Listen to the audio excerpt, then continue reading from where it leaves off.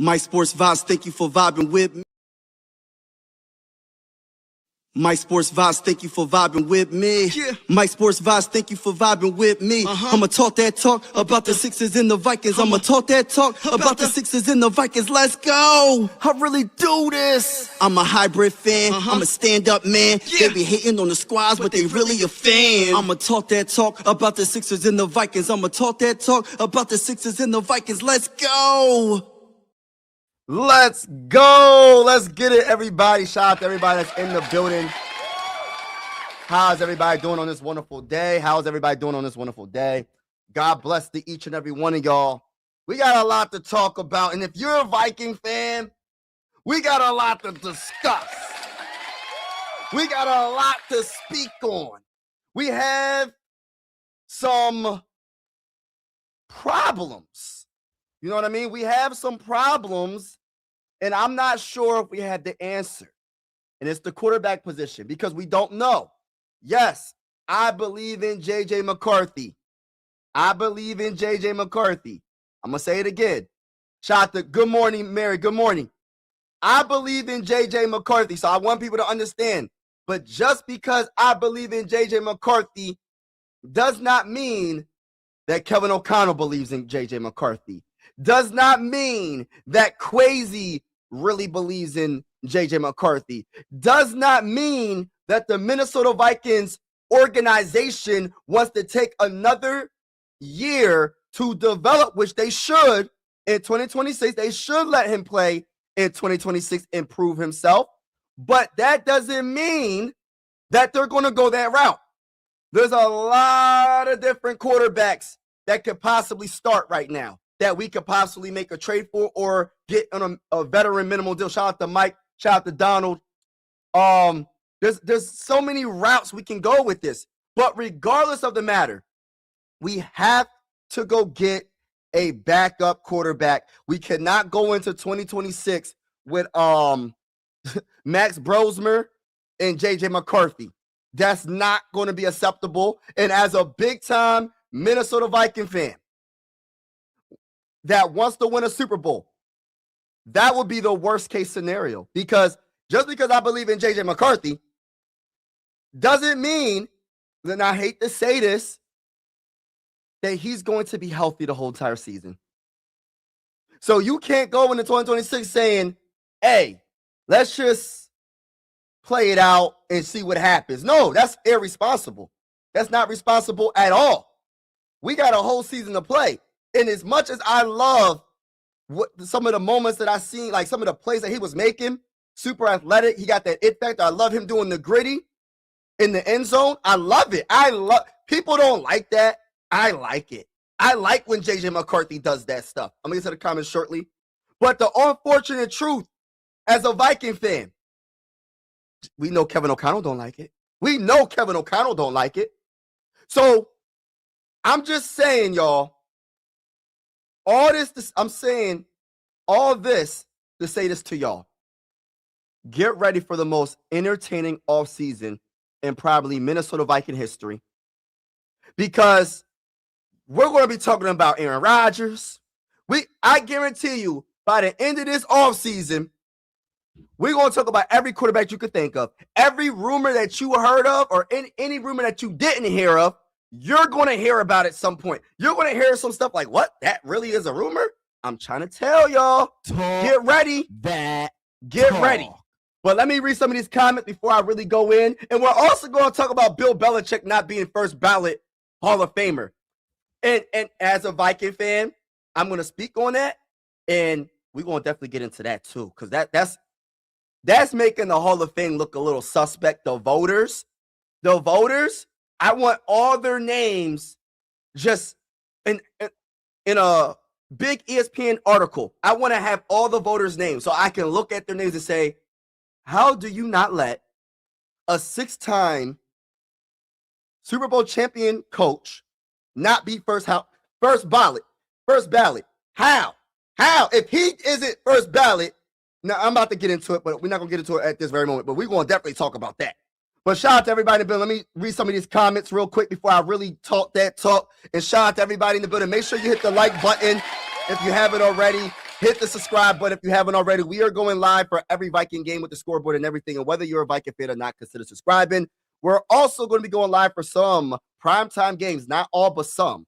So shout out to everybody that's in the building right now. Let me read some of these comments. Sup, bro? You get to check out Denzel, but I didn't, but I will check him out. I will check him out. I got you, bro. Let me write the name again because there's so many things going on. Yeah, I have it written down right here. I got you, bro. I got you. You have to bring someone in to compete, and I agree with that. If you do, he probably loses the starting job. Possibly. Dude can run routes and get the jump ball. I'm gonna have to look him up, brother. I'm gonna have to look him up. Need competition and a strong one at that. And I'm 100% with you, Mary.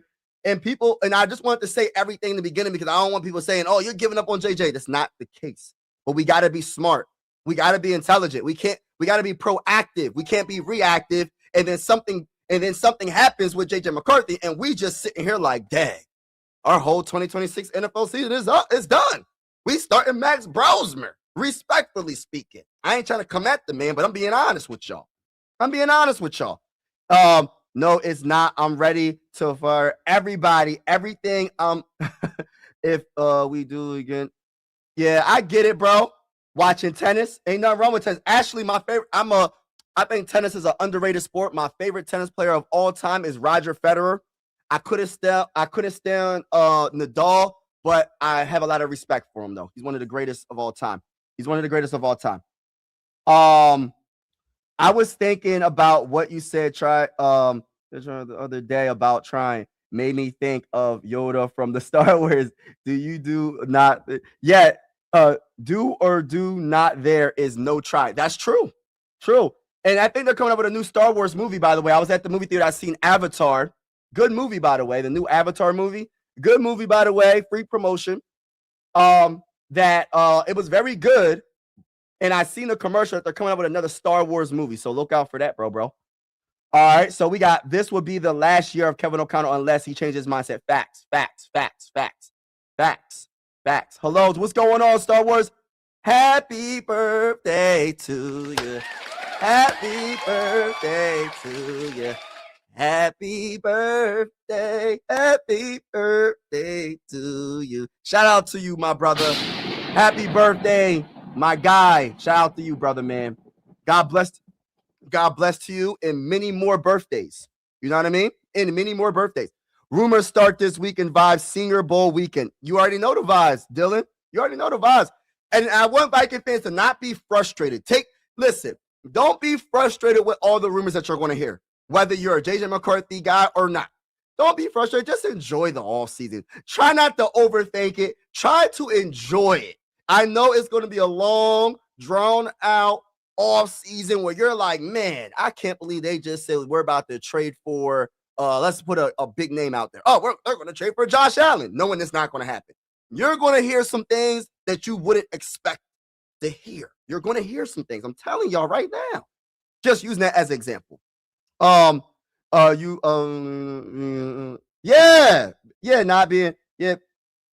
It's crazy. That's why we're going to talk about that too, bro. We're going to talk about all that. I'm just reading these comments, catching up. I've never liked that quote. You can try and fail, you still try. Yeah. You can try and succeed. That's true too. All right. Now let's get to why I went live. And as a big-time Viking fan that's proud to be a Viking fan, I'm disappointed that we're not in the Super Bowl. But as a big-time Minnesota Viking fan from Pennsylvania, because of the greatest wide receiver of all time, Randy Moss, I don't care. That's my opinion. Randy Moss is my GOAT, and it is what it is. You can put the statistics out there. I don't care. Randy Moss is my GOAT at wide receiver. But anyway, getting back to the topic of this video. So we have a question at the quarterback position. Vikings have a question at starting and backup quarterback going into 2026 NFL season. Now, we can go to the route of, and there's some articles I actually want to bring up and talk about. But we got so many quarterback twos, right?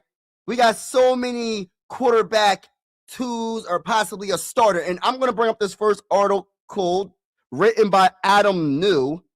Looks like Vikings territory is I read a lot of their articles, by the way. I'm very interested in what they're going to say because this is my first time. I kind of skimmed through it a little bit. I didn't really read it. So we're going to talk about it, and let me bring it up right now for y'all so y'all can see where I'm at right now. All right, so is it? Hopefully y'all can see it. I'm going to make myself super small. If you can't see me, I apologize. But this is some of the quarterbacks that are rumored to go to the Minnesota Vikings. So 5 quarterback trade candidates the Vikings should monitor. Right. So let's talk about it. So this is what he wrote. The Minnesota Vikings are going to bring another quarterback onto the roster for the 2026 season. There are slim pickings in free agency, which leaves a reasonable chance that the team needs to find a trade partner to find the guy who can come in alongside of J.J. McCarthy, or maybe even take his job. We'll see what happens. Now, 5 quarterbacks that fit Vikings trade conversation, and this is just his opinion, so don't overreact in the comments, y'all. Don't overreact. So both Kwesi and Kevin O'Connell have stated that the team needs a better plan at quarterback for the 2026 season. McCarthy isn't yet being kicked to the curb, and that's a debate right there. But the Vikings brain trust realize they need a plan B should McCarthy fail to show enough progress this year who can keep the season competitive if called upon. And I agree with that. You know what I mean? You can't go into the season with, it's a guarantee. J.J. McCarthy's the starting 2026 NFL. No. First, so far he hasn't proved enough, unfortunately, because of the injuries, not because of his ability. It's his injuries that kept him out. If J.J. McCarthy was healthy for the whole entire season, and I hate saying if, should have, could have, would have, I think the Vikings would have made the playoffs. I think we would have made the playoffs. I really believe that. Now let's get back to the article. Despite all the quarterback woes, the Vikings finished with 9 wins last season. McCarthy showed enough to have still a chance to lead this team, which I agree with that, with the caveat that significant improvement in consistency is required, which I agree with that. However, after playing in just 10 games out of the possible 34 since being drafted. Ooh, that's a hurt piece right there, y'all. That is a hurt piece right there. Wow. I didn't even know that was that many. Damn, 34 games? He only played 10? Gosh. It is as difficult to trust the young quarterback's health as it is to rely on his consistency. So my whole thing is this, right? Because we know people keep on saying to me, well, he's super young. That is the issue that we have, right? Because I don't like even using the whole, he's super young, he'll be all right killing. Man, let me tell you this right now. As you get older, it does take a little bit longer to heal, I guess. That's what a lot of people say. When you get a lot older, it takes a lot longer to heal, right? He's getting hurt like this, and he's only 23 years old now. So it's like, how many more injuries? He had a meniscus tear. That's not a small little injury. I mean, I know it's not like an ACL, but a meniscus tear, depending on how bad it is. I had a meniscus tear, and depending on how bad it is, that is not the easiest injury to come back. Even though he did come back and he looked pretty good, but it's just the constant. All right, he fractured. He had a hairline fracture in his hand. He had what else did he have? He had a concussion. He had a high ankle sprain. All this in one season, y'all. Hairline fracture in his hand. He had a high ankle sprain that took so long. But then you got Carson Wentz out here somehow, some way, playing with a fractured shoulder, dislocated shoulder, a torn labrum. All you see is a dang on shoulder brace. And Kevin O'Connell got him walking on the field trying to throw passes to Justin Jefferson and Jordan Addison. But let me get back to the article. The Vikings need another option. So who might be available? Big question mark. Fantasy scenarios might have the team making a move for Joe Burrow and Justin Herbert. Now, this is fantasy. I love the fact that he put fantasy because I don't think Joe Burrow's coming to the Vikings. And I'm going to get to the comments shortly, y'all. I don't think Justin Herbert's coming to the Vikings, but then I think Justin Herbert is a higher chance than Joe Burrow because of his coach.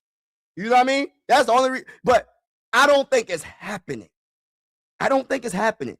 Would I be happy if we made a trade for Joe Burrow? Yes. Would I be happy? I'd be okay with Justin Herbert, depending on how much we give up. You know what I mean? And then this is also what he said. He said, but I'm not sure seeing anything to suggest that's a realistic scenario. And that's what I'm looking at here, so we got Justin Herbert, we got Joe Burrow. Now, this is what one of the top guys that he's talking about right here. Kyler Murray. Now, I know people don't mess with Kyler Murray, and there was the rumors that he had to get something in his contract saying that, man, you got to stop playing on that Call of Duty. You got to get your head in the game, brother. You the starting quarterback. You're the first overall pick in one of those drafts a couple years ago. I love his talent, but where's his mindset? See, the thing about it is you can have all the talent in the world, but if you don't have the mindset to match your talent, you're not going anywhere. And one thing about being a Viking fan is I don't want just a talented player. I want someone with a good mindset. No, nobody's perfect. Call of Duty is not the worst thing in the world, but it does show if you have to get that in a contract, that means it was hard for you to break that. Whatever you just couldn't help yourself. You should be studying what's going on with the opposing team. I'm not saying that he doesn't study the opposing defense every Sunday, but it's just a little bit alarming to me. It shows, is he mature enough? It's like I said, it's a mindset thing for me. Now, I'm a little bit iffy with the Kyler Murray. He's super talented. He plays, I don't know about his accuracy like that, but it seems like he plays a lot of off script.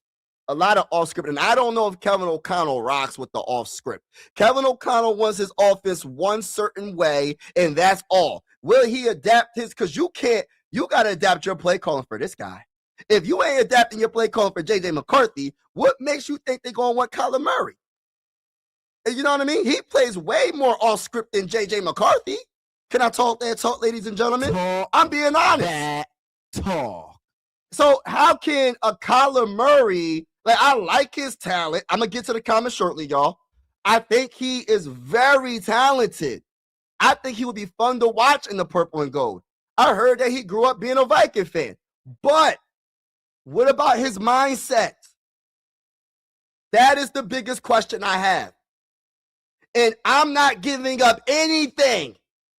He got to get released or let go by the Cardinals. That's the only way. I'm not giving up nothing. That's just and if you get a Kyler Murray, he's not coming to the Vikings to be no backup. So I just want people to understand that. You might as well just say, and I say this respectfully because I'm a J.J. McCarthy guy. Kyler Murray's going to beat out J.J. McCarthy. I say that respectfully. Kyler Murray is not listen, I know people don't like the man, maybe his personal whatever was going on, but he is very, very talented. He has some years where you're like, oh, he showed flashes where you're like, oh, snap. If the Cardinals can get this and that, they could probably be in the contention to make a run in the playoffs. So he's not a bad quarterback. But I think if they went head to head, I'm telling you right now, Kyler Murray is going to be like, man, I got to beat out J.J. McCarthy. Let me go to Minnesota. So if Viking fans think he's going to be a backup and be cool with being a backup, I'm telling y'all right now, he's not going to sign with the Vikings unless he has a chance to beat out J.J. McCarthy. And in my opinion, I say this respectfully, he will beat out J.J. McCarthy. But let's read what this man said. He says, 7 years after Cardinals drafted Kyler Murray, with the first overall pick, the two parties appear ready to part ways. Murray has shown promise during his time in Arizona, but he has never quite kicked on as the team has continued to struggle with just one winning season, 9-8 since his arrival. That is not good at all. Not good at all. He showed flashes. So if you think about it, we just won 9 games with J.J. McCarthy, and J.J. McCarthy didn't even play all the games. I'm just saying, y'all. So is he worth taking a chance on? He is talented, though. He said he also is saying injuries have also been a constant theme, which is the same thing with J.J. McCarthy, which is crazy, which carries an element of risk for Minnesota. We already are still only 28 and talented. Murray is a big-name option in a year when the draft and free agent quarterbacks crop of lacking many high-end options. Murray's contract is also relatively easy to digest for Arizona, carrying just $17.9 million in dead cap for 2026 if dealt before June 1st, according to Over the Cap. All right. So, and then they said, with the Cardinals set to employ a new head coach and owning the 3rd overall pick in this year's draft, the stars could be aligning for Murray to go to Minnesota. Now, listen, y'all. I'm gonna get to the comments I'm about to get to the comments. When it comes to Kyler Murray, can I just keep it real? Like, I like it, but I'm being honest with you. Because I said the same thing about Sam Darnold, but those are 2 different quarterbacks. One plays off script a lot, one plays on script a lot. One's a little bit more accurate with the football, and that's Sam Darnold. One could be accurate, but he's definitely more athletic than Sam Darnold. But I don't know. One, his mindset is on point when it comes to winning because he's in the dang on Super Bowl. And then one, you're like, I don't know. How bad does he want it? Now, if his mindset is in the game, I'm for Murray, to be honest with you. But I just have a feeling that I don't know, man. I don't think Kyler Murray is Kevin O'Connell's guy, but I could be wrong. I could be wrong. Let me look at the comments real quick before I move on from this. But shout out to everybody that's in the building. Let me look at the comments because I'm like so it's a mystery for me. Those injuries leave their mark. Yup. Bones and tendons don't get stronger when you injure them. It gets easier to re-injure. Yes, re-injure them. Yup. Herbert just got a new OC. There's zero chance of Yup. Those are like the dream case, and there's no on both of them. Don't want Murray. I agree. I mean, a lot of people don't want that bull. Murray has an injury problem too. You can't replace the injury problem with another injury. Yeah, I get that. But he would be easy to get. Yeah. Okay. What's going on, Andre? What's good with you? What's going on? Murray can't read defenses. Okay, I like that comment. This is a very good, underrated comment. Because if Murray can't read defenses, see, hey, listen, athleticism doesn't put you over the top. You can have the strongest arm, doesn't put you over the top. What about reading the defense? Knowing because that's the one thing. I don't want to bring up Peyton Manning, but I'm going to bring him up for this conversation real quick. Peyton Manning is wasn't the most athletic quarterback. We could all agree with that, right? But probably the most intelligent quarterback of all time. Anything that you tried to do, he kind of read and knew what was going to happen before it happened. He was that gifted. He beat defenses with his mind. So that's a good comment right there. He's the backup in Arizona. He can't beat Brissett. Oh wow, for real? Yeah. Purple People Eaters gang here. Look, it doesn't matter what player we get on offense. Kevin O'Connell will ruin every offensive player we get. Oh gosh. Well, you might be right, bro. You might be right. All right, let me get to some more options at quarterback for the Minnesota Vikings. Now, this is another one, Tua. Let me just say this right now. It's a no-go. It's not happening, y'all. If we're trying to keep Brian Flores, Tua is not going to be in the purple and gold. I'm sorry, but I just had to let people know it's not happening. And this man has a brutal injury history because the injury history that he has is concussion after concussion after concussion. I think the man should retire, but the money makes people stay a little bit longer. Because honestly, I don't know. I was like, was it last year or the year before? He had like so many concussions in a short amount of time, fan, and it was just like so obvious the man should just sit out for the rest of the season, but he kept coming back. And I'm like, bro, like, what is you doing? So Tua, I don't think is going to be in the purple and gold. All right, so this is what he said. Another first round pick that appears to be unwanted is Tua. The Dolphins replaced him with rookie quarterback Quinn for the last 3 games of the 2025 season and have since brought in new GM head coach Dua. All right, so I'm not going to really waste too much time on Tua because I just don't think it's happening. So I don't believe Kyler Murray's happening. It could, but I just don't believe it because I don't think that's a Kevin O'Connell quarterback. I don't think that's somebody he would really want, to be honest with you. And Tua's not happening because if you're trying to keep Brian Flores, you're not going to bring in Tua. Like, you're just not going to do that. Don't give Brian Flores the excuse to go to another team. All right, so now this is the realistic one. Mac Jones, don't act like you don't know my name. Ain't nothing changed but the fame. I'ma stay the same. I'm Mac Jones. So Mac Jones, San Francisco 49ers. Now, I think this is the biggest realistic off-season signing for a quarterback as a backup or potentially a starter if he can beat out J.J. McCarthy. Now, do you think that Mac Jones will beat out J.J. McCarthy as a starter? If we was to trade for Mac Jones, what would you be willing to give up? Are you giving up a third or a second? You're not giving up a first. How high of a pick are you willing to give up for a potential starting quarterback now or backup quarterback? Or however you look at it. Some people are like, nah, Mac Jones ain't the guy. And then some people are like, he's not as bad as you think. Now, let's talk about Mac Jones. So this is what they're saying. This is what the man is saying. Back to San Francisco for Sam Darnold version 2.0. That would be the theory. Unfortunately, unlike Darnold, Jones isn't available for free.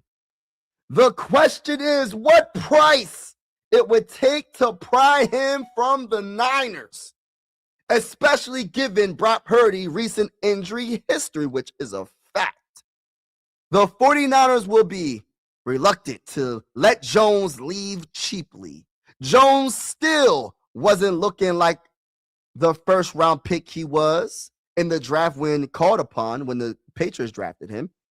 But he looked plenty serviceable after Kyle Shanahan treatment. Now, let me say that again. The last couple of words, Kyle Shanahan treatment. We don't have a Kyle Shanahan. So my question is, just because he looked good with the Niners when he had the opportunity to play when Brock Purdy got hurt, doesn't mean he will look good with the Minnesota Vikings.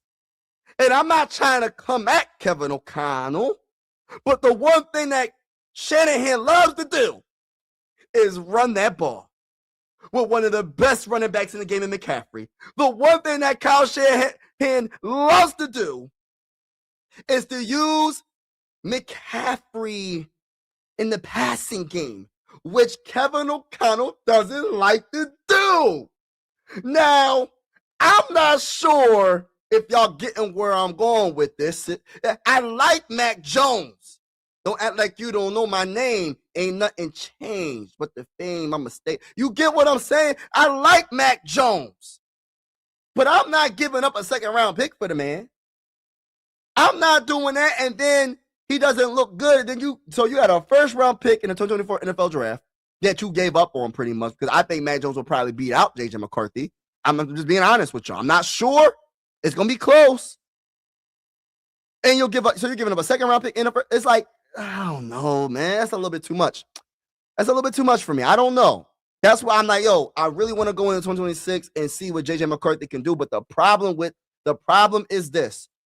J.J. McCarthy, his leash is so freaking, like, listen, he has 1 or 2 bad games in a row. Oh, my goodness. And if you have Mac Jones on the bench, oh, my goodness. I already know. Listen, I'm a Viking fan, and I know Viking fans, a lot of them are not messing with J.J. McCarthy. A lot of them already gave up on J.J. McCarthy. I don't think they should have, but at the end of the day, I get it because we're just trying to win. You know what I mean? I think a lot of fans are overreacting, but at the same time, I can't really say that because there's fans that witnessed 4 Super Bowls and never won one, and they like, yo, we know we're close. We need to get our quarterback. So I get it. All right, so this is what he also said this. The Vikings could once again be the beneficiaries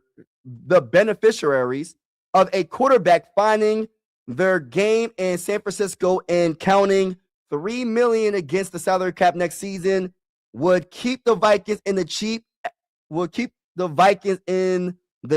at the quarterback position range.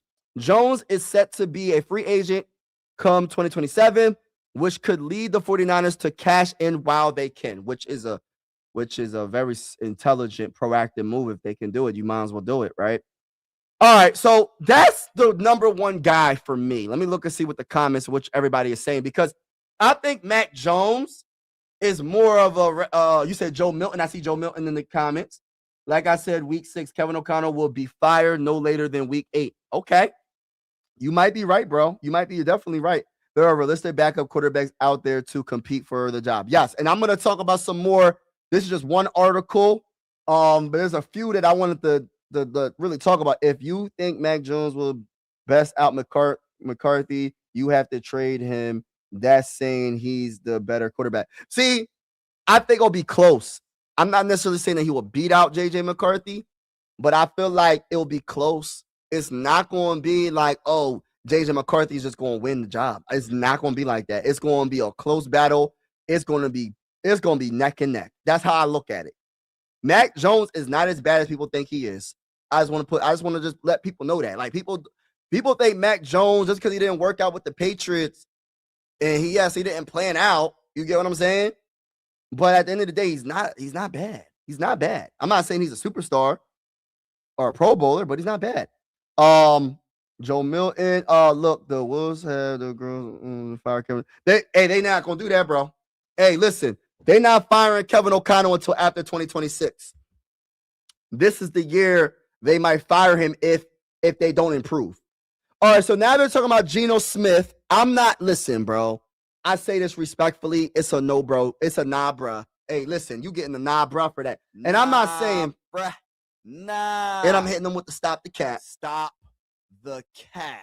Because I'm not saying that Geno the cap is a bad quarterback, but I don't want, respectfully, I want some real competition in the room. I want someone, if we was to say J.J. McCarthy, hypothetically speaking, I don't want this to happen. I don't wish this to happen. But say, hypothetically speaking, J.J. McCarthy gets hurt. I'm not the most confident in Geno Smith is going to be able to get us there to the top. Because I look at it like this. Our backup quarterback, for me, is the second most important position on our team. Especially when you have an injury. I don't want to say injury prone, but it's kind of true, though. An injury prone young quarterback in J.J. McCarthy. I feel like you got to have someone, you never really know. Like I said, the Eagles won a Super Bowl with Nick Foles. Nobody really knew too much about Nick Foles. People would be lying. I knew Nick Foles was that good. I knew he was going to win the Super Bowl for the Eagles when Carson Wentz got hurt. That's cap. That's so big cap, bro. Stop the cap. That's cap. Really. Stop the cap. I'm from Pennsylvania, and I talk to a lot of Eagle fans, bro. And a lot of Eagle fans were saying we have no chance to win the Super Bowl and then all of a sudden they won. Oh, yeah, he's that guy. Give him the contract. But before he did anything in the playoffs, they were saying the season is over when Carson Wentz went down that season. But my whole point is this. We want to have I want to have excitement for our backup just in case J.J. McCarthy gets hurt. And I want competition. And I don't know about Geno Smith. Now, this is another one. They talking about Anthony Richardson. Oh, my gosh, bro. Hey, listen, bro. No. I'm not even going to read it. I don't even care. I don't care. Respectfully. I'm only saying this because I don't think Kevin O'Connell, he's not the quarterback that Kevin O'Connell will want. I'm telling y'all. I don't think so. I don't believe so. Minnesota loves the acclimation project. He likes projects, but I don't know. We can't afford no projects really for the backup quarterback. I need someone that is a veteran quarterback that could challenge JJ McCarthy. And if he gets hurt, I want to be excited that we still have a chance to make a run. I don't want Anthony Richardson when you don't know what the man is capable of, to be honest with you. A lot of people think he's a bust already. Listen, I ain't going to say all that because I don't really know too much about him and the coach situation. But I'm hearing that nobody believes in Anthony Richardson, unfortunately. They gave up on him, and it is what it is. And Daniel Jones did his thing, and yeah. All right, so, yeah, just because Kwesi likes reclamation projects, he likes to take a chance, which he took a chance on Sam Darnold, and you see how that turned out. I don't know about this one. And Minnesota was said to be very interested in Anthony Richardson during the draft cycle. Yeah, he was. The problem is Richardson hasn't played much more football than McCarthy over the 3 seasons in the NFL, having suffered a host of injuries. The former 4th overall pick played just 14 total snaps last season. I'm cool. I don't want to go this route, so I'm going to just skip over this because I don't think it would be a smart idea. That's just my opinion.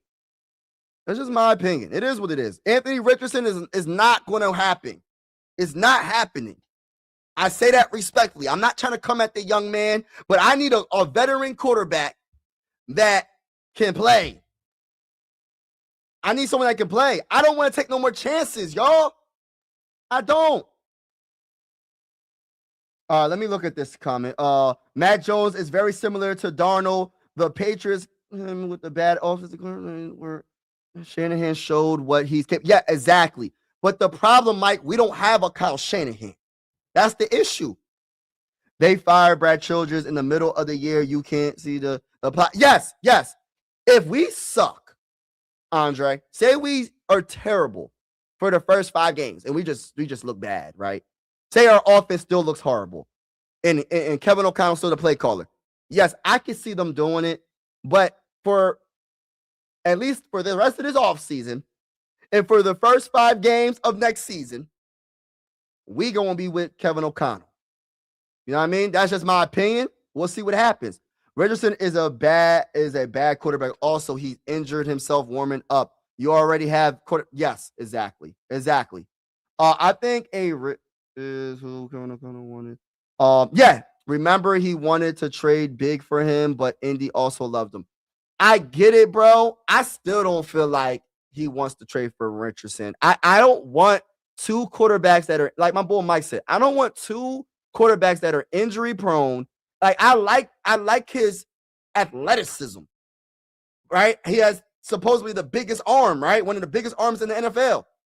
But I'm cool. I need a quarterback that knows how to really play, bro. Like I can't go into 2026 with 2 quarterbacks that never played a full season. They never played a full season. JJ McCarthy hasn't played a full season. Richardson hasn't played a full season. I'm cool, bro. I'm cool. What's going on, brother? But I get what you're saying, though. We'll sign Rodgers because Rodgers, what? We about to talk about Rodgers, too. All right, now listen, y'all. We got another article I wanted to talk about. There's another article written by Dustin Baker. All right, so quarterback 2 options for Vikings already recovered from nasty injury. Okay, so this is the quarterback that I want. My number 1 backup. Let me say that again. Backup to McCarthy. See, I want to say backup because I feel like he's a backup. But I wouldn't be surprised if he challenged JJ McCarthy a little bit. I'm not going to sit here and cap. And the quarterback that I'm talking about is Gardner Minshew. Minshew recovered, flips his free agency outlook. So they thought he tore his ACL. Let me read it. So the veteran passer suffered a knee injury last month that was reported to the masses as a torn ACL. But that information was false. How did they mess that up so bad? Minshew is evidently ready to go now. Now, Minshew isn't like I think a Mac Jones could be a better quarterback and can actually probably challenge JJ McCarthy. Minshew is a good quarterback too, and I would be excited to see him play. I like the way I think he's he's athletic in my opinion. He can make all the throws in my opinion. I just don't know. I think he'll be actually pretty good in this offense. I think with Justin Jefferson and Jordan Addison, if we keep Jordan Addison, I think he'll be pretty good with a offensive line that's supposed to be healthy this year. Yeah. So how do you feel about Gardner Minshew? You know, I actually was talking about him last offseason. I was talking about Joe Flacco, and I was talking about him as well. Minshew's knee will not be required any procedures to address the season-ending knee injury he suffered in Week 16 and is already back to full strength. Dang, he already back to full strength? So how you go from a ACL tear to now you at full strength already? Get out of here with that. I'm not saying he ain't good, but see, how did they mess that up so bad? Like ACL was like one of the more serious knee injuries. How do you mistake and tell the masses that it's a dang on ACL, and then all of a sudden he's at full strength now? Like, I don't know. Something's just a little iffy about that.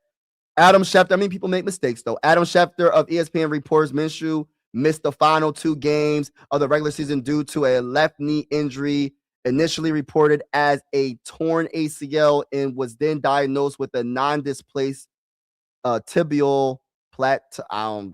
I don't know how to say that one word, so I'm not going to try. Though Schefter now reports that the veteran quarterback merely suffered a bone bruise. Are you freaking kidding me? So all that. So he really suffered a bone bruise. So he missed all this. He missed the last whatever time. And y'all just now saying all this that it wasn't an ACL. Like, something's just weird about it. After having played out the 2025 season on a 1-year, $1.17 million contract with the Chiefs, Minshew will now be fully healthy in time to hit free agency this offseason. If he doesn't reunite with Kansas City Chiefs, Minshew should have little difficulty securing backup role elsewhere in the league. And just like that, quarterback needy teams have another season quarterback 2 option on the menu for March. Now, I think it'll be super cheap. I think he's probably one of the best backup quarterbacks in the game. That's just my opinion. And I think with the right system, right offense, which I don't know if we have that, but I'm just saying, I like this quarterback. I was talking about him last year. I was talking about him and Joe Flacco, and I'm going to talk about it right now. So I think he will be another option that people don't really talk about. How old is he? I don't even know how old he is. How old is he? Oh, he's only 29. I thought he was a little bit older, but he's 29 years old, 6'1", 225 pounds. He was a 6th-round pick in 2019. Jags drafted him. So he played for the Jags, of course. He played for the Eagles, the Colts, the Raiders, and now the Chiefs. And he might be a Viking as a backup. I would love that. A veteran quarterback that that can play a little bit. You know what I mean? His rookie season, he threw for 21 touchdowns, only 6 interceptions, threw for 3,271 passing yards. Right? I like that. I mean, no, that was a few years ago, but I'm just saying. What's another good year I can name? And with the Colts in 2023, he played 17 games, 62.2 completion percentage. He threw for 3,305 yards, 15 touchdowns, 9 interceptions. So, like I said, he's a solid backup. He's probably one of the most underrated backup quarterbacks right now. Real talk. I would love for him to be in the purple and gold, the backup JJ McCarthy. If the Vikings, this is how I look at it, right? If Crazy, right, in the Vikings, Kevin O'Connell, they believe in JJ McCarthy to be the future, the present and the future. This is the backup, because this will be a perfect backup quarterback, in my honest opinion, because he knows how to play. And if something was to happen with JJ McCarthy, You put him in this offense, I think he'll be pretty good. I think he'll be solid/good. You know what I mean? How do y'all feel about Gardner Minshew? Let me look at the comments real quick. Everybody that's in the building, make sure y'all hit the like button if you haven't already. Make sure you hit the subscribe button. We are going live for absolutely every Viking game with the scoreboard and everything. And whether you're a Viking fan or not, consider subscribing. This is one YouTube family. Sports so designed to bring us together, not separated. And I truly feel that way. We're also going live for primetime games. Not all, but some. But shout out to everybody that's in the building. Minshew ain't the guy from 6 years ago. He stayed here. Okay. But yeah, that's why I say back up. Just back up. Just back up. Just back up. Just back up, to be honest with you. I'm not trying to get him to be the starting quarterback, be the franchise quarterback. I'm talking about backup, specifically backup for him. Now, when you talk about Mac Jones, that's a different story, though. That's a different story, y'all. You're not going to make that trade for Mac Jones, and he's just going to definitely be a backup. And if he is the backup, short term, I'm talking about Mac Jones. Hey, listen, JJ McCarthy better do his thing. I'm telling y'all, I've been to my first Viking game, week 2 against the Falcons. And those Viking fans don't play games.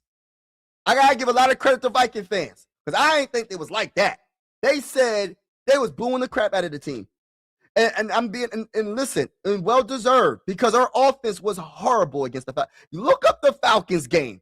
When y'all get a chance, look at the highlights of the Falcons game, and you'll understand where I'm coming from and where the fan base was coming from. I wasn't booing. I was disappointed, though. And a lot of people left the stadium. I spent my hard-earned money, so I wasn't leaving the stadium until the game is over. You know what I mean? I wasn't leaving the stadium until the game was over. But I tell you this right now, the Viking fans ain't no joke. Straight up. Viking fans ain't no joke. You trying to set us back even more talking about Minshew? No. See, when I say it's a backup, we need a backup, y'all. I'm not talking about Minshew being the starter. Y'all mistaking me. Y'all think that I want him to be the franchise quarterback. That's not what I'm saying right here. I'm saying in this case scenario, if you believe in J.J. McCarthy to be the franchise quarterback, Minshew would be the backup quarterback. Because we need a backup. We cannot go into 2026 with Max Brosmer and J.J. McCarthy. I promise you, Minshew's better than Max Brosmer. That's my opinion. I guarantee he'll be a quality backup. I'm trying to tell you, he's a quality backup, bro. Just a backup. Garoppolo, whatever, how you spell. Yes, I wouldn't mind that too, though. I like Garoppolo. Yeah, I like him.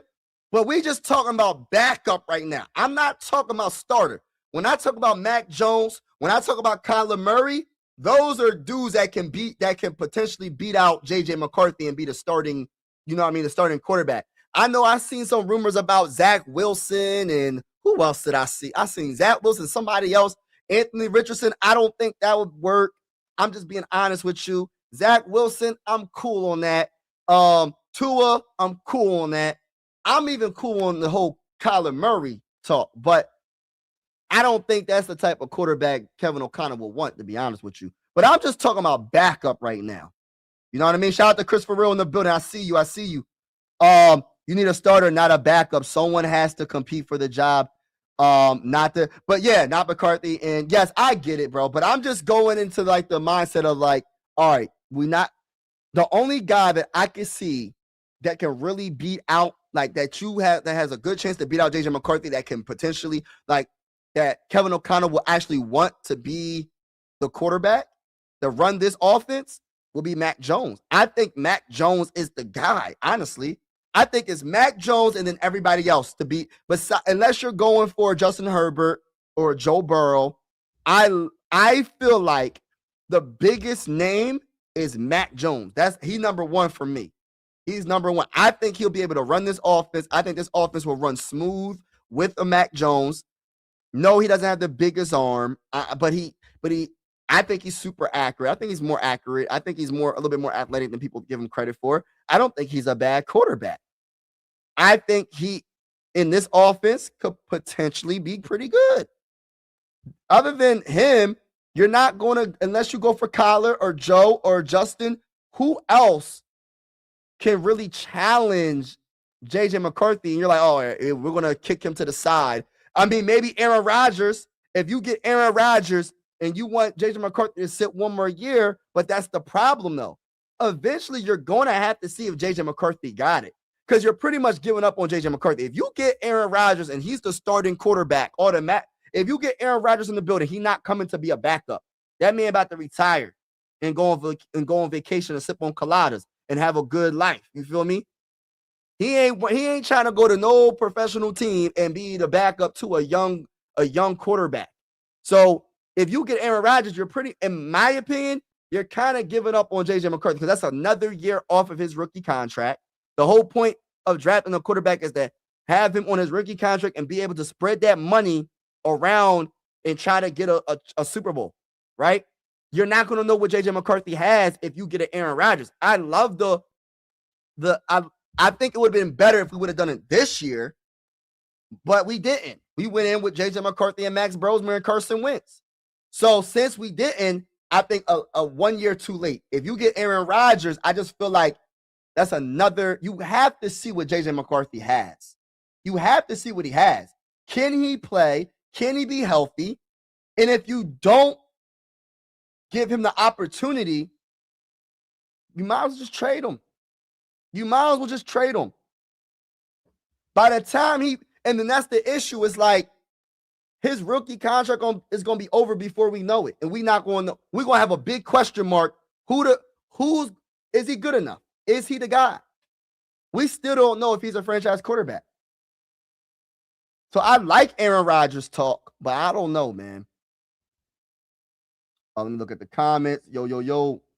Yes, hit the like button, everybody. Hit the like button. Shout out to you, Chris, for real. You can get Mac Jones and Minshew and then let McCarthy find a job somewhere else. Man, listen. If this is the case, shout out to T-Bass in the building. You can get Mac Jones. Yeah. You need to bring someone in to provide competition. Best player start scenario. That's the only way McCarthy would get better. Stop handing him the starting. That's true, though. That's 100% true. I agree with everything you just said. You can't handle the job. So Minshew's not going to challenge him for the job. Like I said, Mac Jones is the number.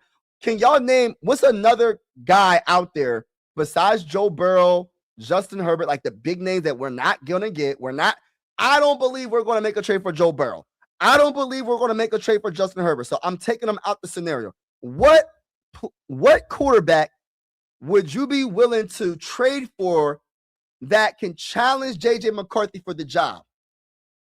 Mac Jones, to me, is the only one I could think that makes a lot of sense, because he's still young. He's still in his 20s, right? Mac Jones is still in his 20s. I am a Gurner might return to Chiefs to start for the season. Yeah, I think he might start for the season for the Chiefs because Patrick's probably going to have to sit out a couple of weeks. I don't want to relive the office anymore. No one in the Vikings front office thinks McCarthy is the future. That's why they won't say he is. That's another point. Good point. Shout out to Chris Farrell. Yes, hit the like button, everybody. Hit the like button, hit the subscribe button if you haven't already. We are going live for every Viking game with the scoreboard and everything, and we're also going live for primetime games as well. So if you're interested, make sure you hit the like button, hit the subscribe button. It really helps out the channel. Thank you so much. What about trading for Spencer Rattler? That's another good young quarterback. Solid quarterback in 2024, but have a good backup with starting experience of 2 years in number. Okay, just as good as McCarthy. So if you want to say Rattler sucks, we'll throw in JJ also. You know what? How are the Saints feeling about Rattler? I don't really know how the Saints feel about him. He had some moments, but I wouldn't mind having a go with Spencer Rattler. But I do agree. I love when you say also have a starting experience backup that, with experience of 2 years. We need that as well. I think that's a great idea, honestly. Spencer Rattler, hey, listen, bring him in. Shoot. Listen, you can't listen. These quarterbacks that come in is if our offensive line is okay and it's healthy, if Christian Darrisaw is healthy, if Brian O'Neill is healthy, if Will Fries is healthy, if Donovan Jackson is healthy, I don't know about the center position, so I don't even know what we're going to do about that. Jake Slaughter, please draft him in the 2026 NFL draft, but we'll get to that later. Now, my whole thing is this. If our offensive line is healthy and Kevin O'Connell figures out that you have to run the ball a little bit more to be successful, especially with young quarterbacks, especially if your running game is averaging 4.5 a carry for the whole entire season, you should run the ball a lot more, especially if you have a top 10 defense behind you. If he can do that, I think who knows what Spencer Rattler can become. Who knows what J.J. McCarthy can become, because I think J.J. McCarthy showed a lot of promise in the last few games of the season. But I just have this feeling that Kevin O'Connell doesn't mess with him like that. Maybe I'm wrong. I said this on my last live a couple of weeks ago. I don't think Kevin O'Connell rocks with J.J. McCarthy. I think he talks a big game. He makes it seem like he rocking with him. But I don't think Kevin O'Connell rocks with him like that. It's just the vibes. It's just how he talks at the press conference when he was talking about simplifying the play calling for his quarterbacks. He seemed like he was depressed in some ways. He seemed like he was sad. He seemed like, dang, bro, you can't run my offense. I've been running this offense with Kirk Cousins. I've been running this offense with Sam Darnold, and we was playing pretty good. Now you come in the game. I mean, we draft you. I'm expecting you to be able to handle this offense, and I got to simplify the offense. And on top of all that, you getting hurt. So I really feel like Kevin O'Connell does not believe in J.J. McCarthy. And this is why this is going to be the most entertaining offseason in probably Minnesota Viking history in a very long time. One of the most. I'll say one of the most. Because we still don't know who our quarterback is going to be. And my boy had a good point. You got to bring in competition that can challenge J.J. McCarthy. You can't just hand him the job anymore. He hasn't earned that right, in my honest opinion. He hasn't earned that. Give him the chance to earn it by beating out the quarterback that we bring in. And if you beat him out, so be it. But we're not just going to hand you the keys to the house and you in and earn it. That's how I look at it. That's how I look at it. I agree. And that's only going to make him better.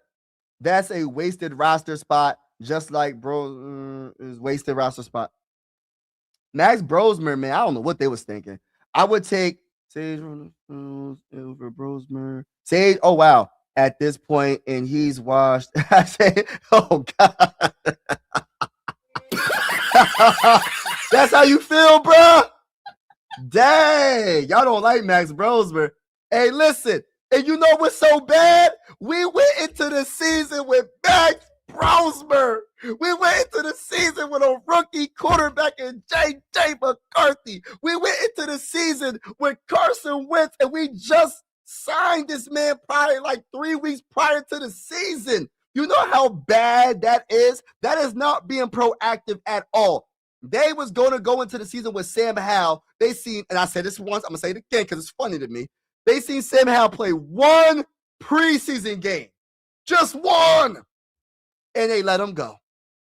Y'all remember that? They let him go. That was so funny. That was so funny. You can't make this stuff up. The NFL is supposed to be a cutthroat league. McCarthy can't stay healthy and only has a few games. Fans should want him replaced. If he can't hang on, not to see if he works out. Yes, that's true. That's true. If you can't stay healthy, which injuries ain't his fault, it just happens. But like you right though, if you can't be healthy, bro, and listen, the whole age thing, I'm tired of hearing the age thing. Oh, he's super young. Well, let me give you an example of another young quarterback that's playing pretty good, and he's in our division. I don't even gotta go. We can talk about Caleb Williams, and I hate to say this, y'all. He the best quarterback in in my opinion, he's the best quarterback in our division. Maybe Jordan Love is second. Jared Goff is up there too. I like Jared Goff. People don't like Jared Goff. I like Jared Goff. Right now, we in last place when it comes to the quarterback because we don't know what J.J. McCarthy is. We don't have no clue what J.J. McCarthy is. We've seen moments, but you can't, even if you're the biggest J.J. McCarthy supporter, you cannot say with a straight face, you probably could, but I'm just going to say, for this conversation, right? You can't say that he should be the starting quarterback after just this last season you just witnessed with a straight face. You can't say that because it's like he missed so many games, and it's like he did have some good moments, he has some bad moments as well. But then I always go, and I don't really blame JJ McCarthy for a lot of his bad moments. I don't take all the responsibility away from him, but I don't blame him too much because I know our head coach doesn't like his play calling is horrible. Horrible. JJ McCarthy is the new, oh man, you know what? Tavares Jackson passed away, right? RIP to Tavares Jackson. Yeah. We need a quarterback challenge, Kevin O'Connell play call. Yes, and I know for a fact you want Aaron Rodgers because you know Aaron Rodgers is going to challenge him. All right, I'll tell you all the quarterbacks are going to challenge him. Besides Aaron Rodgers, if we was to get Joe Burrow, he's going to challenge his play calling. If we get Justin Herbert, he's going to challenge his play calling. Besides those three, which we're not getting Joe Burrow, we're not getting Justin Herbert, Aaron Rodgers could be a possibility. But like I said, if you get Aaron Rodgers, you might as well just trade JJ McCarthy and just say you don't believe in him because that's another year have him sit behind another quarterback. And it's like, dang, so we wasted his whole rookie contract is going to be gone before you know it. Before you know it. So, I mean, but I agree. I feel like people should. The thing about it is JJ McCarthy's not going to challenge his play calling. You know what I mean? He's not going to audible out of a bad play. Hey, Kevin O'Connell. Hey, JJ McCarthy, I need you to do a triple reverse and try to hand it off to TJ Hawkinson and then have TJ Hawkinson throw a pass to CJ Ham to the end zone. It's like he'll call something like that. You know what I mean? I'm joking, but that's something that he might do. He might come up with a play and say, we're going to do a triple reverse handoff to the wide receivers, and somehow it's going to get to TJ Hawkinson, the tight end. He's going to throw it to the end zone. It's bad, man. It's bad. It's bad. The Vikings have given up on McCarthy. They just can't say it because then it costs them more to find out. Yes, exactly. Nina said exactly. And I've been saying this, Mike. I've been saying it. I've been saying that Kevin O'Connell does not believe in him for a minute now. I've been saying this, bro. I've been saying it. No one trading for injury prone quarterback. Yeah, that's true. Let me see. The problem is challenging Kevin O'Connell play calling audible. Yes, there's not many quarterbacks that would challenge that. Besides like an Aaron Rodgers and the quarterbacks I just named. JJ McCarthy ain't going to challenge his play calling. Max Brosmer's not going to challenge his play calling. Actually, Carson Wentz, I think, would challenge, but we don't, respectfully speaking, I'll keep Carson Wentz as the third string quarterback, but he can't be the second string quarterback. Try to get Cooper Rush for cheap. You know what? That's a possibility. I like that. Saints have their starting quarterback. Oh, okay. That's who it is. Also, Spencer Rattler. Okay. I will wait 1 year and trade for Arch Manning for the future. The dude can pull. Okay. Hey, listen. Then that's why if you happen to trade a Jordan Addison, that's another conversation. If you trade Jordan Addison, you try to get 2027 draft picks. Whatever you try to trade, like if someone wants to trade up, you try to like, listen, I'll take 2027. Give me 2027 stuff so I can move up in the draft or whatever. You know what I mean? But Davis Mills, another decent to a good quarterback for the Vikings. Okay. Quarterback ain't the problem. Kevin O'Connell. Yes, I agree, Andre. We need a vet to change the stupid plays. Yeah, I agree, bro. I've been trying to say that for a minute, bro. Honestly, like it or not, non-biased, Rattler probably has a better arm than mechanics at this point. Oh, wow. Hey, if you believe that, bro, I hope it does happen, though. I think that's a great idea to go get a Spencer Rattler. I would have loved it. I got to do some more research on Spencer Rattler. So thank you for bringing him up because I think that's a good, I would love to see that. I want competition. I don't want it to be this boring offseason where it's like, all right, we know for a fact J.J. McCarthy is going to be the starting quarterback and Max Brosmer is the second string, and we just listen, we can't do it. We can't do that. We can't.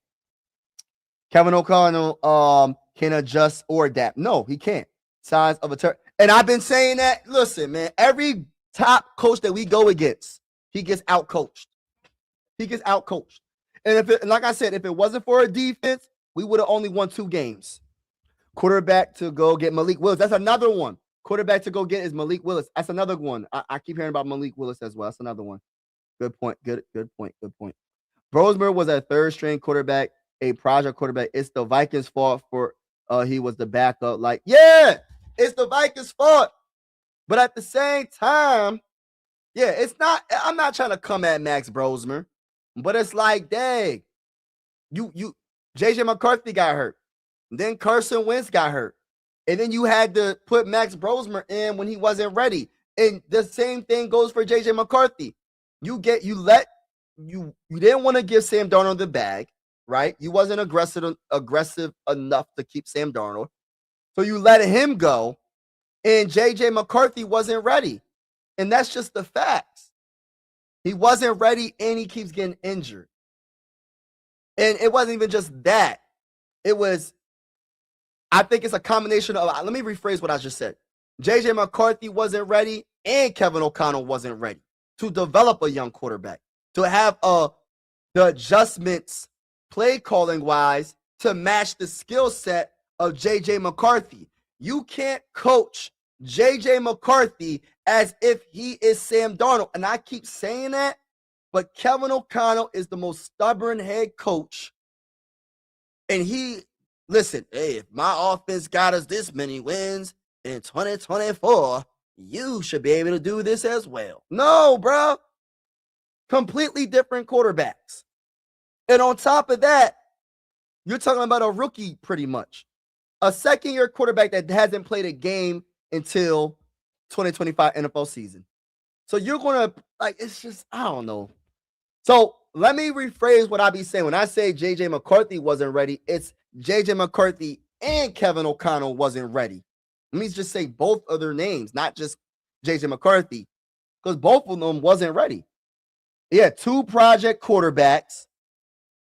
Exactly, 2 project quarterbacks, and they wasn't proactive enough. Listen, Max Brosmer should have been on the practice squad. We should have had another veteran backup. It should have been J.J. McCarthy, Carson Wentz, and maybe even give me another backup quarterback that's decent. But they went into this season, they just messed up everything, man. This was the worst decisions I have ever seen being a Viking fan. Like, real talk. And what makes it bad, because you see a quarterback in 2024 draft in the Super Bowl in his second year.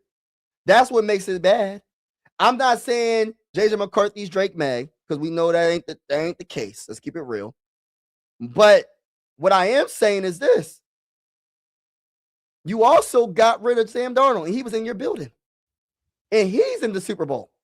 So you got a quarterback in the 2024 NFL draft that's in the Super Bowl. And you also got the quarterback that you didn't want to give the bag in the Super Bowl. So you got a double whammy. So either way it goes, you got a young quarterback that's 23 years old that might win the Super Bowl. And then the quarterback that you let go is about to win the Super Bowl, possibly. And now what makes it all bad is the quarterback that you have, you don't know if he's good enough. You don't know if he's the guy. You're struggling to find a way to get the ball to Justin Jefferson. Anytime an offensive-minded head coach has an issue to find one of the best wide receivers in the game, you have an issue to get him the ball. We have an issue, y'all. And like my bull said, it's not a quarterback issue necessarily. It's a coaching issue. It's a bigger coaching issue than a quarterback issue.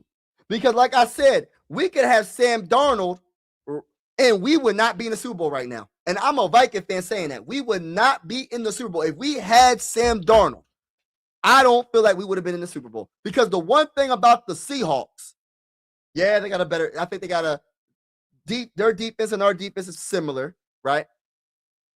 But the one thing about them is they run the ball. If it's successful, they run the ball. I seen the Seahawks, but they ran it like 6, 7 times in a row, bro. Kevin O'Connell would never do that. If it's working, why get away from it? If it's working, why throw the ball when you could just run it? The easiest play, in my opinion, is just to hand the ball off and let your offensive line create a hole, especially if it's working. Kevin O'Connell, he can get, I'm not making this up, y'all. This is a true story. I don't forget what game it was. It was like 2 rushes in a row for back-to-back first downs. I think it was Aaron Jones, both of them first down. I think he rushed for like 20 yards on whatever and got a first down. And then we rushed it again and got another first down. It was like a 9-yard carry. It was like in like 2 carries, almost like 30 yards in like 2 carries. It was really good. We started off really well. Then all of a sudden, guess what Kevin O'Connell did? He said, oh, it's too successful right there. The run game is too successful. We got to start throwing the ball again. And that's when things went bad. That's literally when things went bad. Because when you're destroying them on the ground, why get away from it? Yes, I know you try to trick them up, maybe play action, et cetera, et cetera. Well, let your offensive line been banged up all season long. Let them do some damage and create some holes and push some dudes around. Your offensive line's been doing their thing running the ball. Pass blocking is the issue. But let me get to the comments. How excited would you be with a rookie quarterback, his first 2-year stat line? Don't say it. All right. Stat line, 5,889 yards, 36 touchdowns, 28 interceptions, 80.9 quarterback rating. Don't want to say the name or team. Who you talking about? T-Bass? T-Bass, who you talking about, bro? I'm curious. If Carson Wentz didn't get hurt, we would be all right. Kevin O'Connell play calling got Wentz hurt. Yeah, man. And protecting your quarterback, you protect your quarterback by running the ball as well. Just put that out there. When you run the ball successfully and you run the ball, it protects your quarterback as well. You can't protect your quarterback from everything, but that's like I always say, the best friend of a quarterback besides a good offensive line is a running back. That's bigger than a tight end. That's bigger than a wide receiver. The running backs, if you got one of them good running backs or great running backs, they can catch. They can not only catch, of course, they can run and they can block. They can do it all. Like McCaffrey, for example. That man had one of some of the best hands. McCaffrey, I'm pretty sure everybody knows who that is. But he can catch. He can block. He's a very good runner. His vision, speed, agility, very good running back. When you have that, man, Lamar Jackson was 21 when he started, and he's a 2-time MVP. Gosh, Lee. Yeah, that's crazy. I didn't even know that. I mean, I didn't know he was 21 when he started, though. But everybody keep using the age, and I'm like, yes, who cares about the age right now? We're not worrying about age. We worrying about him developing and being able to stay on the football field. But on top of that, what I'm worried about more than anything is play calling and the coaching and developing. I'm tired of this. We got a worst coach in our division. JJ did. Yeah, you know, Seahawks appreciate the franchise quarterback. Oh my gosh, I'm pretty sure the Seahawks appreciate it, bro. I'm tired of it, bro. Listen, I'm not cheering against Sam Darnold. I'm actually cheering for Sam Darnold, but like it's so bad though. Like being a Viking fan that hasn't witnessed one Super Bowl, I never witnessed the Vikings get into a Super Bowl. So when you get rid of a quarterback that actually goes to another franchise and wins another 14 games, and then he actually gets to the Super Bowl, it's a sucky feeling, bro, because it's just like, dang. And you still don't know you still have a mystery about your quarterback. Lamar is a true artist in the playoffs. Yeah, Lamar, yeah. But to be honest with you, there's only one winner every year. Everybody, there's only one winner. That's why I got so much credit. I give so much credit to Tom Brady.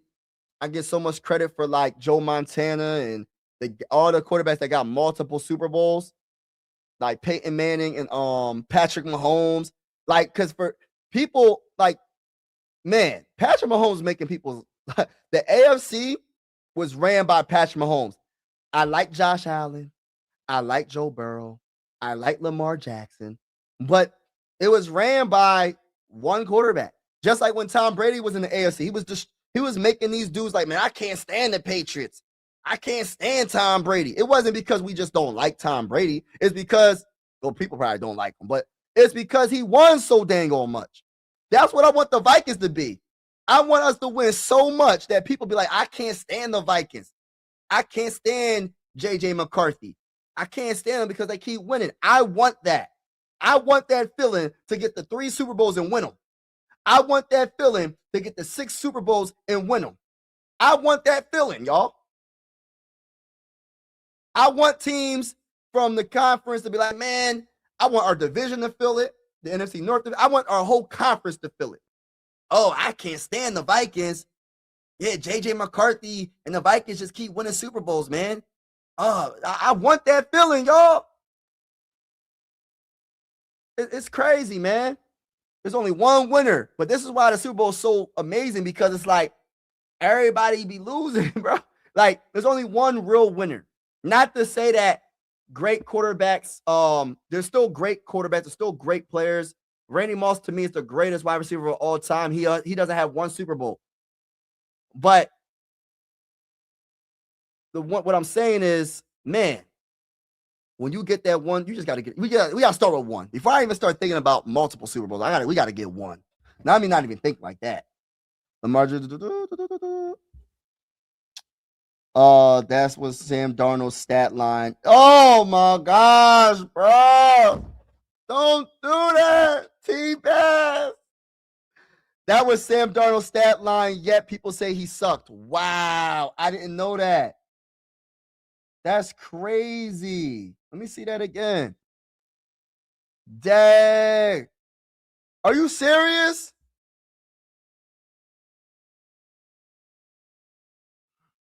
Hey, listen, man.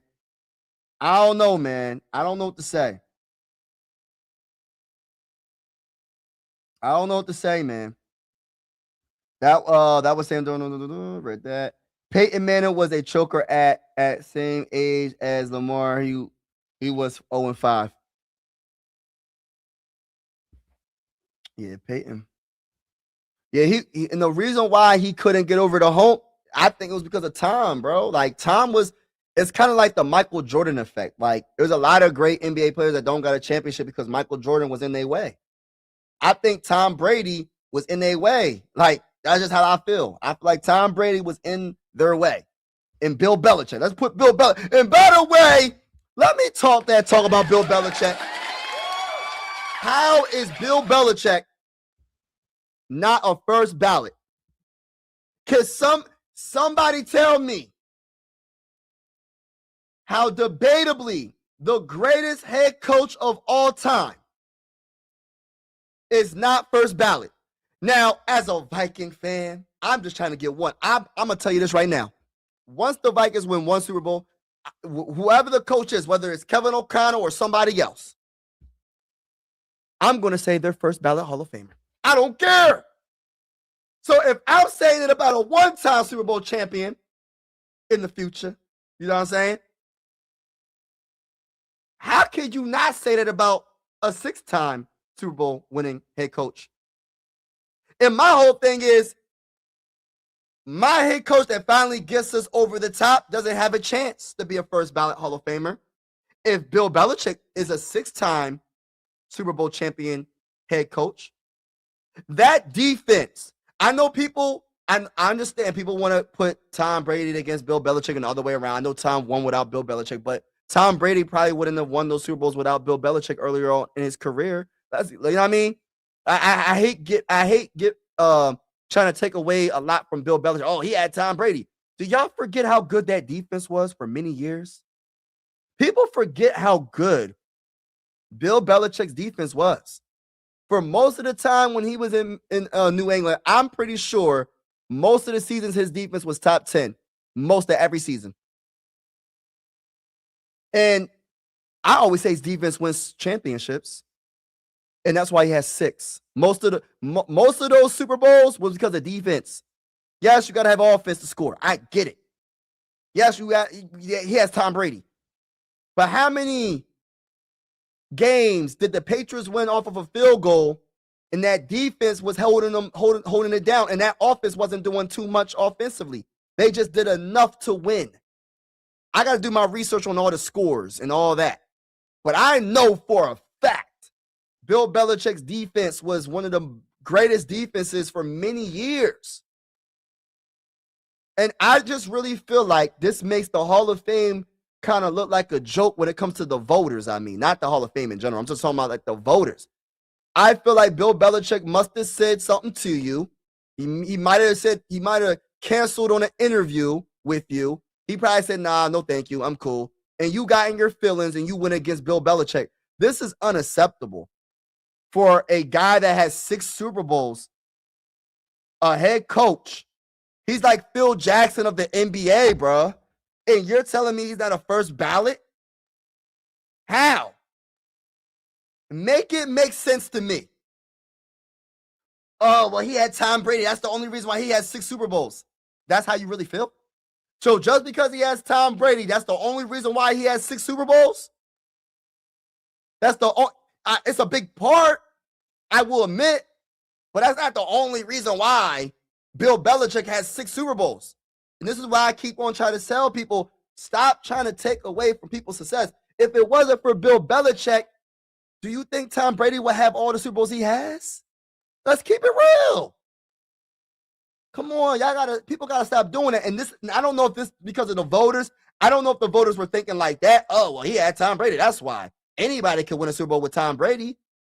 I don't know what they were thinking. What's their thinking process? What did Bill Belichick do to you? What did he say to you? Because I don't understand. It's a big mystery. I'm gonna need the comment. I'm gonna need people from in the comment section to let me know how this even happens. How is a 6-time Super Bowl winning head coach not first ballot? So Belichick fell short of the 40 out of 50 votes needed for induction to the Pro Football Hall of Fame during his first year. That's crazy. Like, how? This is what Bill Belichick said. This is what he said.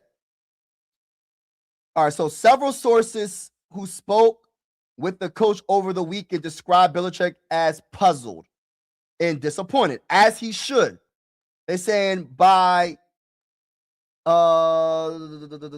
he said 6 Super Bowl isn't enough? With a question mark. That's what Bill Belichick said. He asked an associate, referring to the championships he won as a head coach of the New England Patriots. He said he won 2 more as defensive coordinator of the New York Giants. So he actually has. Oh, he was a defensive coordinator of the New York Giants, and won 2 more. Wow, that's crazy. To another associate, he said, what does a guy have to do? So what does he have to do?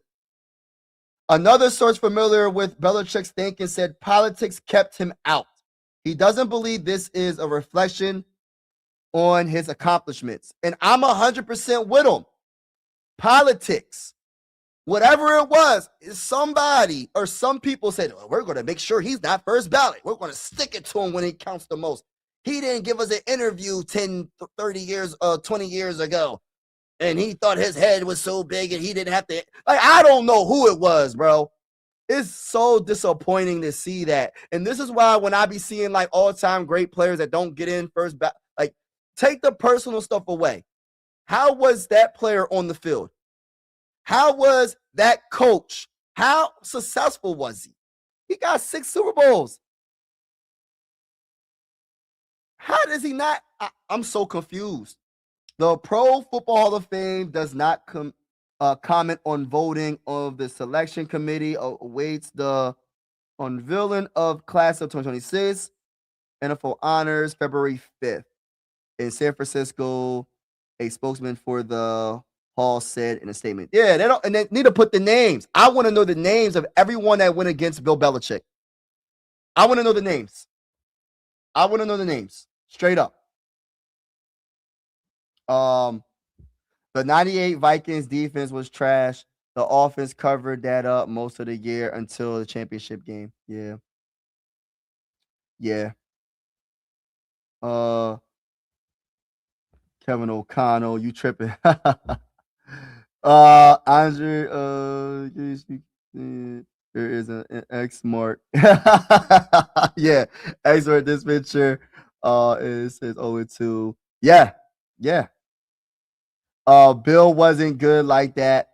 When seeing what happened when Brady left, come with the facts, bro. Before you challenge me, I kick facts. What? So Bill Belichick wasn't that good when you seen that happen when Brady left. Well, that's one of the greatest quarterbacks of all time. But before he was one of the greatest of all time, the defense carried the offense. The defense carried the offense for a good portion of like them winning Super Bowls. It wasn't Tom Brady was still a good quarterback, but he wasn't this all-time, all-world quarterback right away. That defense was a very big part, man. Very big part. And I understand people use that as like, oh, well, since Tom Brady left and won more Super Bowls, that means Bill Belichick wasn't good. How does that make any sense? Because just because he left and won Super Bowls and Bill Belichick didn't, doesn't mean that Bill Belichick wasn't a good coach. I mean, how does that really make sense? I mean, because if you look at it, right, because we could play that game. If Bill Belichick didn't have one of the greatest defenses for many years, how far would the Patriots get in those Super Bowl runs? How good would Tom Brady be without that good defense? I understand Tom won without Bill. I get it. But I just can't, for me, I just can't take away from an all-time great coach just because, he didn't win without Tom. It's hard. Tom's the greatest quarterback of all time. There's not many Tom Brady's, but there's not many Bill Belichick. All right, so if that's the case, then Tom Brady should have won 6 more Super Bowls then. He should have won 6 more Super Bowls if that's the case. Or 5 more. How many Super Bowls did he win without Bill? So he needs to win 5 more. He won 1 without Bill, right? So go win another 5 without Bill. I mean, he went to a good team. Tom went to a very good team. It's not like I just don't want to take away from Bill just because Tom won another Super Bowl away. You know what I mean? That's just my opinion, though. That's just my opinion. I'm not taking nothing from Bill. Head coach of the Browns was winning in the 90s. Then Art destroyed the Vine when they announced the Browns were moving to Baltimore. Oh, wow. Wow. Facts are he didn't get to trade Tom when he wanted, which sat the team back. Tom went to a team that was a quarterback. Exactly. It's not like he didn't go to a team that didn't have talent, bro. Like people, I get it. Tom won another one without Bill. People say, oh, well, Bill's not a good coach now. What? Did y'all forget how good the defense was? Do people really forget how good that defense was with Teddy Bruschi and the guys? Y'all forgot that quick? Man. I mean, it's all good. I mean, everybody's entitled to their own opinion. Probably most of you don't remember Jim Marshall playing, but for him not to be in the Hall of Fame is the whole. And listen, I don't understand. I think it's like a personal thing, man. I feel like people just have some personal, like, I don't know, man. People take so many things personal. And there was a few people that said, oh, yeah, Bill Belichick was mean to me years ago. He hurt my feelings. I'm not going to vote him in. Like, get out of here with that bull crap. Stop being soft, man. Let that man be in. He should be a first ballot because I promise you, Tom Brady would not have 7 Super Bowls without Bill Belichick. He would not have. He might have a couple, and that's the debate. Tom Brady probably wouldn't be Tom Brady without him. The same goes the other way around. Bill Belichick probably wouldn't be one of the greatest coaches of all time if it wasn't for Tom Brady as well. Like they come together. It was a perfect match. You can't have one without the other. Like for them to be this great, I just hate when people try to take away from one of them. Oh, well, this person wasn't good because he had this person, or this person wasn't good because he had this person. I mean, they both were great. Tom is an all-time great, and Bill's an all-time great. Why can't we have both? Right? And then on top of that, you can say the same thing about Andy Reid. Andy Reid was already an all-time great head coach, in my opinion. When it comes to the offensive-minded head coaches that ever was a coach in the NFL, Andy Reid had those Eagles always doing some great things offensively. He just couldn't win the Super Bowl. But he always had the offense looking amazing. Do y'all remember what McNabb was doing? I know McNabb later in his career wasn't the best, but McNabb and those offenses that the Eagles had, getting to NFC championship games, always getting to the playoffs, but they couldn't get over the hump. And then he went to the Chiefs. He found Patrick Mahomes. They drafted Patrick Mahomes. So what we're going to do is, since he had to go to another team to win a Super Bowl, what, Andy Reid isn't a good coach? So if Patrick Mahomes goes to a whole other team and wins the Super Bowl, that means Andy Reid's not a good coach anymore? I disagree with that. Bill Belichick had success prior to the New England Patriots being a defensive coordinator for the Giants, like we just read. So that's all I'm saying. Like, Patrick Mahomes probably wouldn't be Patrick Mahomes if it wasn't for Andy Reid. And the other way around, when it comes to greatness, for them to win the Super Bowl is so hard to win, bro. One of the hardest things you could probably debate when it comes to any sport, NBA. I'm not taking nothing away from the NBA championship. I'm not taking nothing away from the World Cup. I'm not taking nothing away from the World Series. But Super Bowl is probably harder to win than any of them. It's probably harder to win that than any of them. Just my opinion.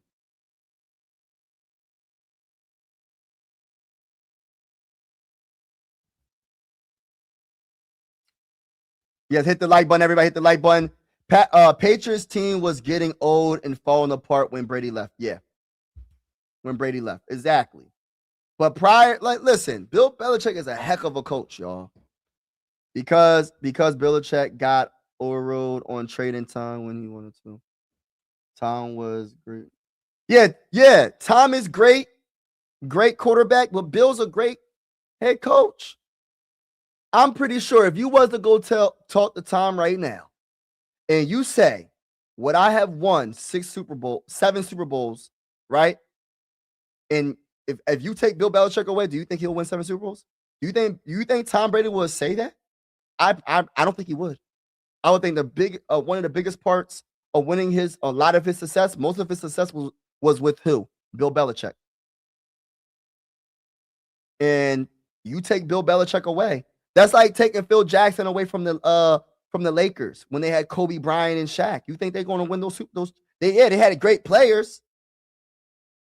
You going to win though? You still need a coach. You take Phil Jackson away from the Chicago Bulls when they had Michael Jordan and Scottie Pippen. Yeah, they might still win, but they probably not going to win like that. There's a difference. You still need a coach. So you have to keep running it back because you're forced to. Yup.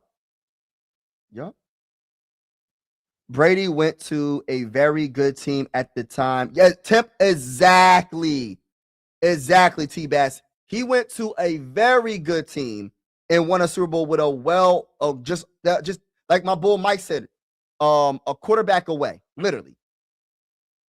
But to say that, like, I can understand if Tom won like 5 more Super Bowls. Oh yeah, man, it'd have been just Tom Brady. He won 1 without Bill Belichick, and it wasn't like he went to a team that wasn't talented, that wasn't pretty good, that was just needed a quarterback away. They had a lot of lot of dogs on defense and offense. He was just the missing piece. Bill is below average. Bill is a defensive coordinator using Bill Parcells' defense. Oh, I don't agree with that, brother. But yeah, we're going to have to agree to disagree with that. It's like saying Bill Walsh wasn't a good coach because of Montana. Yeah, bro. What? Tom Brady was old when he left. If he would have left younger, yeah, Brady would have won. He would have won 5 more Super Bowls? Yeah, Super Bowls are hard to win, bro. As a Viking fan, I know this. It ain't that easy. Brady chose to stay longer. That's in he got craft too. Yes, the override bill wanting to trade him. Fact. I did hear about those rumors too. What do you think Deion Sanders and Charles Haley has so many Super Bowls, championships, played, jump around, and took your services to loaded teams? Yeah.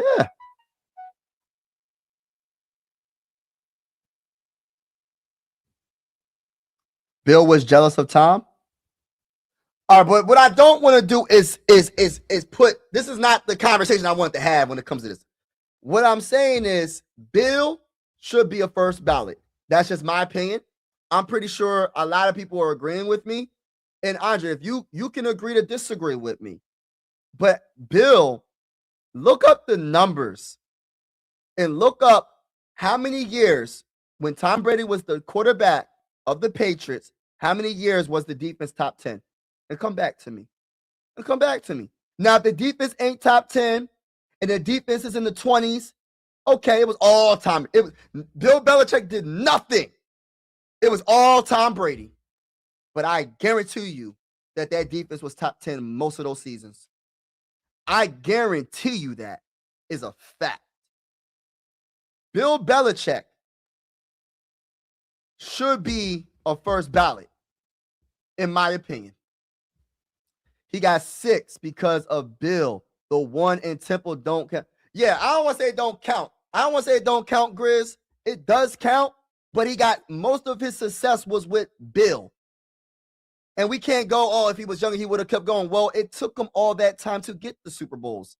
It takes time. That's why I said, it's not as easy to win a Super Bowl.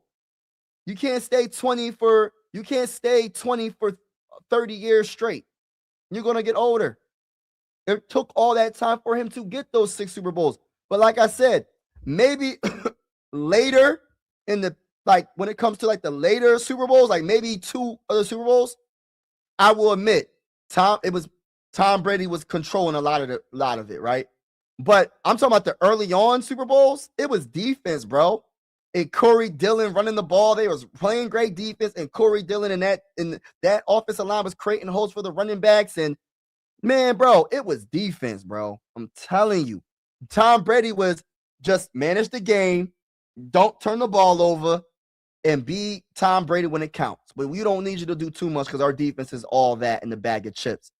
Bro, we can't take away from Bill Belichick because Tom Brady won 1 Super Bowl away from the Patriots. I don't, in my opinion, I don't see Tom Brady winning 6 Super Bowls without Tom Brady. Give him the Super Bowl with Tampa. How many Super Bowls he going to win? So he got 1. How many more do you think he's going to get without Bill Belichick? That's the real question. You take Bill Belichick. I'm trying to tell you, bro. I'm almost guaranteed that Tom Brady would say, I would not be where I'm at. I would never have won those many Super Bowls if it wasn't for Bill Belichick. I'm pretty sure he would admit to it. I'm pretty sure. And it sounds like you're jealous of Bill's good. Deflate gate. Yeah, that's the only thing. The deflate gate, spy gate. But let me say this about the spy gate stuff, bro. Because if we gonna play that game, I'm a Viking fan, bro.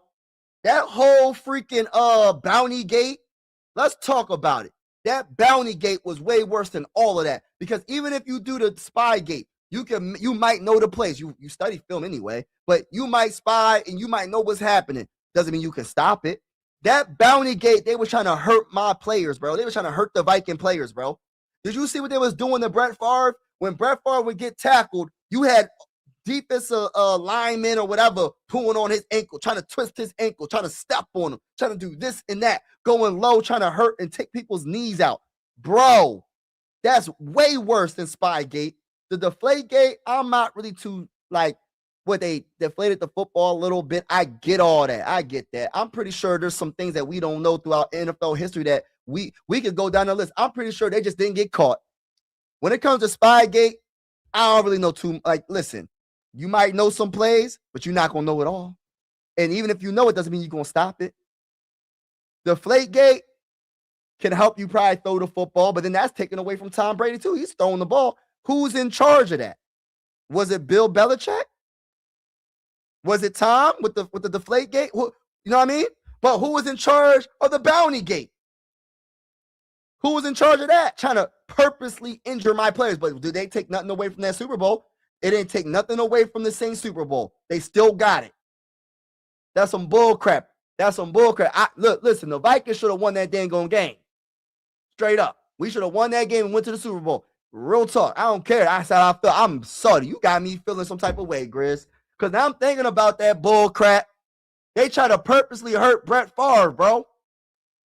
Brett Favre was playing decent. Adrian Peterson kept fumbling the freaking ball, but Adrian Peterson got, I don't even want to get into it. Bro. That's why I've been telling Vikes fans, like, Harrison Smith has a big uphill battle to get in the Hall of Fame without a championship. And that's the unfortunate truth. Like, because I always say this, and I'm pretty sure a lot of people will agree. Just because you ain't win a Super Bowl doesn't mean you don't deserve to be in the Hall of Fame. There's so many great players that never won a Super Bowl. But when you win the Super Bowl and you're great, it puts you on another level. It does put you on another level. I will admit to that. But that doesn't take away from players like Harrison Smith, in my opinion, or Terrell Owens, or Randy Moss, or Dan Marino. I'm pretty sure Dan Marino is in the Hall of Fame. But y'all get where I'm going with this. Even when you talk about basketball, when you talk about Tracy McGrady, y'all remember who T-Mac is? Do people remember who Yao Ming is? Do people remember Vince Carter? Do people remember Charles Barkley? I could keep going down the freaking list. That does not mean that these players ain't great, but we're going to talk about the Football Hall of Fame because I feel some type of way about the Football Hall of Fame because there ain't no freaking way that Bill Belichick shouldn't be first ballot. I'm sorry, y'all. That's how I feel. It's bull crap. It is straight up bull crap that Bill Belichick isn't a first ballot. Who's more well-deserved than Bill Belichick for a coach that isn't already in the Hall of Fame? Who? Name one. What, you going to put Andy Reid in front of him when he retires? No. He beat Andy Reid head-to-head in the Super Bowl. He beat Andy Reid head-to-head. You know how I get so much praise to I get so much compliments to Andy Reid, one of the greatest offensive-minded head coaches? What shut that down? That defense that Bill Belichick had. That defense, bro. Even with Terrell Owens doing his thing. People forget how good Terrell Owens is. Yeah, you can say what you want to say about the off-the-field stuff, maybe. And he, he's just a little bit of a clown for the most part when it comes to certain things. But that man was very good on the football field. Very good on the football field. I don't know, man. And I agree with this comment, though. It sucks because how do players, who's the guys that are voting? Who are the people that are voting? They need to make sure whoever votes, whatever they vote, it should be on the internet. If you vote nah or yay, it should be on the internet, and we should be able to know who voted yes or no. That's my opinion. And that's my final answer when it comes to that. If you vote no, I want to know who said no. If you vote yes, I want to know who said yes. Straight up. That's how I feel. What's up, DFJ? Look at 81 interceptions, still a record. Yeah, it took him 6 times to get in the Hall. It's bull crap. How? Now, that's why I said you got to kiss a lot of butt. Excuse my language, y'all. You might have to kiss some butt because because you're trying to get to the Hall of Fame. But no, my pride's gonna say no. My numbers speak for themselves. My production on the field speaks for themselves. I don't gotta beg you to get into the Hall of Fame when my numbers do the talking for me. My play did the talking for me. That's bullcrap. It's bullcrap. There's no reason why dudes take that many times to get in. It's bullcrap. My bull, Kevin Williams. I'm hoping he makes it in. I know he was one of the finalists. I hope he make the announcement. I hope Kevin gets in. But I don't know if he's going to get in, bro. I love Kevin Williams. One of my favorite defensive tackles in Minnesota Viking history, bro. One of the players that I grew up watching. And I don't know if he's going to make it. I think it's well-deserved. But, I'm taking away from Bill like I'm taking greatness from Pop. Pop should have left when Tim Duncan retired. You gotta when you step away from your legacy, wouldn't be challenged. Nah, but then you gotta go like this though, bro. Like I understand when Tim, you talking about the Spurs, when Tim left, like, he still had a lot left in his opinion. So if you love the game like you love the game, it's not. I don't think it should take away from your resume because you're not winning because you already won. You already won 5.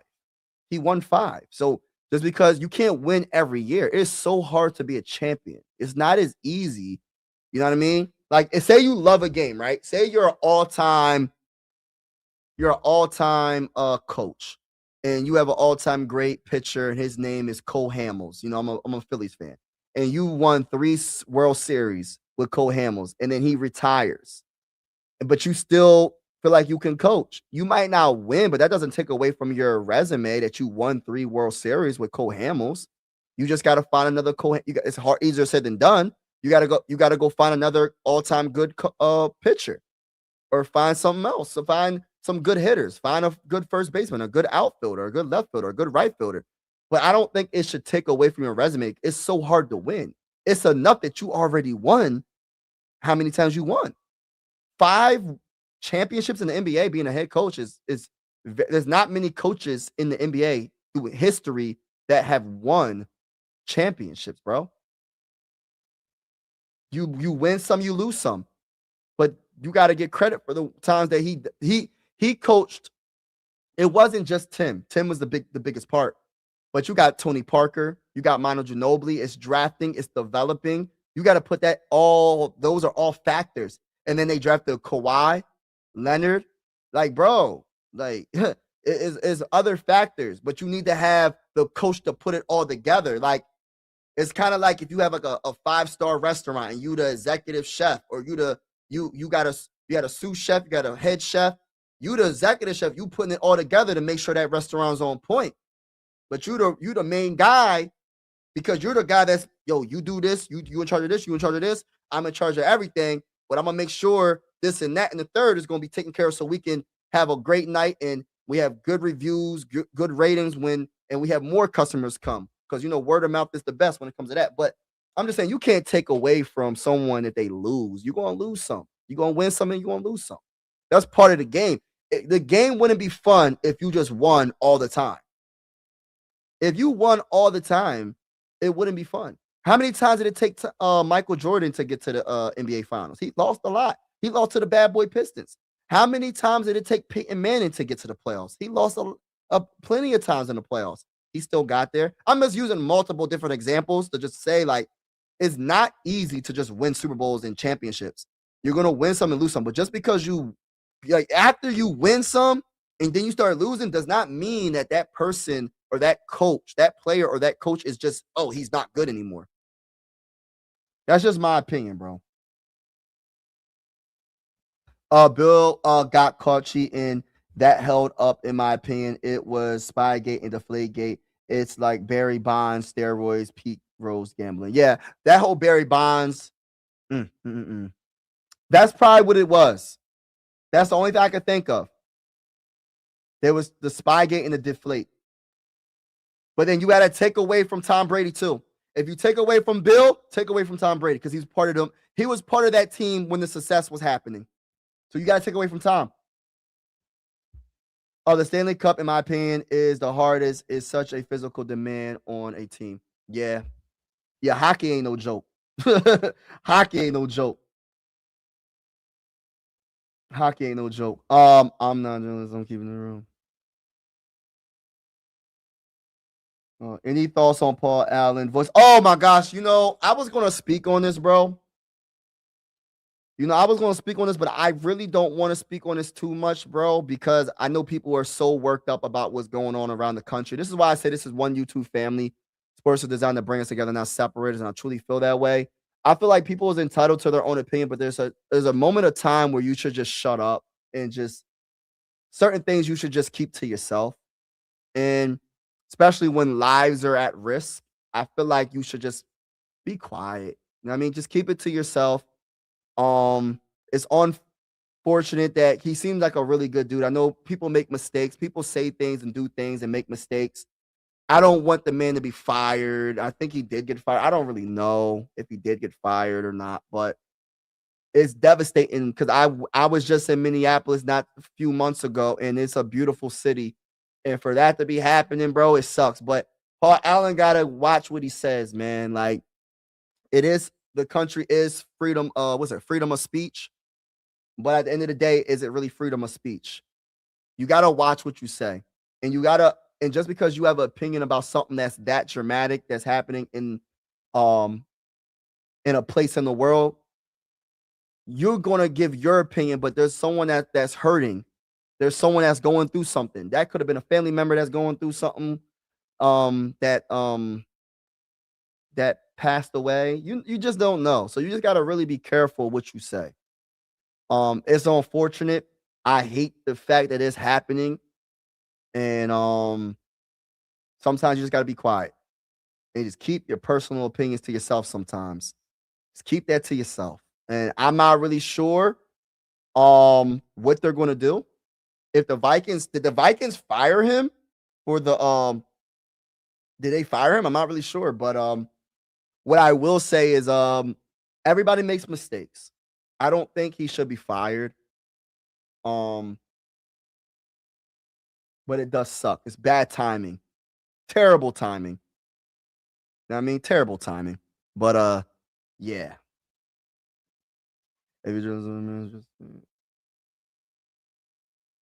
Y'all going back and forth.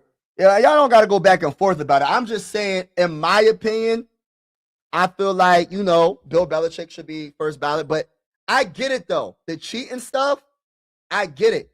But you got to take away from Tom Brady. Tom Brady shouldn't be first ballot then. Hold on now, because people don't want to talk about that. If Bill Belichick ain't first ballot, Tom Brady shouldn't be first ballot. Because he benefited off of that. Hold on now. I know this is not a conversation that y'all thought I was going to talk about. And I'm a Tom Brady guy. I think he's the GOAT at quarterback. So if you're going to take away from Bill Belichick for him not being first ballot, then you got to take away from Tom Brady. Because he was winning off of that cheating. You get what I'm saying? So you got to take away from everybody. What do you think about Bo Nix, Sean Payton disagreement? Oh, I didn't see that. What's the disagreement about? What do you think about the Bo Nix, Sean Payton disagreement? Let me look that up right now. Hold on now. Let me look that up right now. Shout out to everybody that's in the building. Make sure y'all hit the like button, hit the subscribe button if you haven't already. We are going live for absolutely every Viking game with the scoreboard and everything. And whether you're a Viking fan or not, consider subscribing. This is one YouTube family. Sports is designed to bring us together, not separate us, and I truly feel that way. And we're also going live for some primetime games as well. All right, so Bo Nix, Sean Payton disagreement.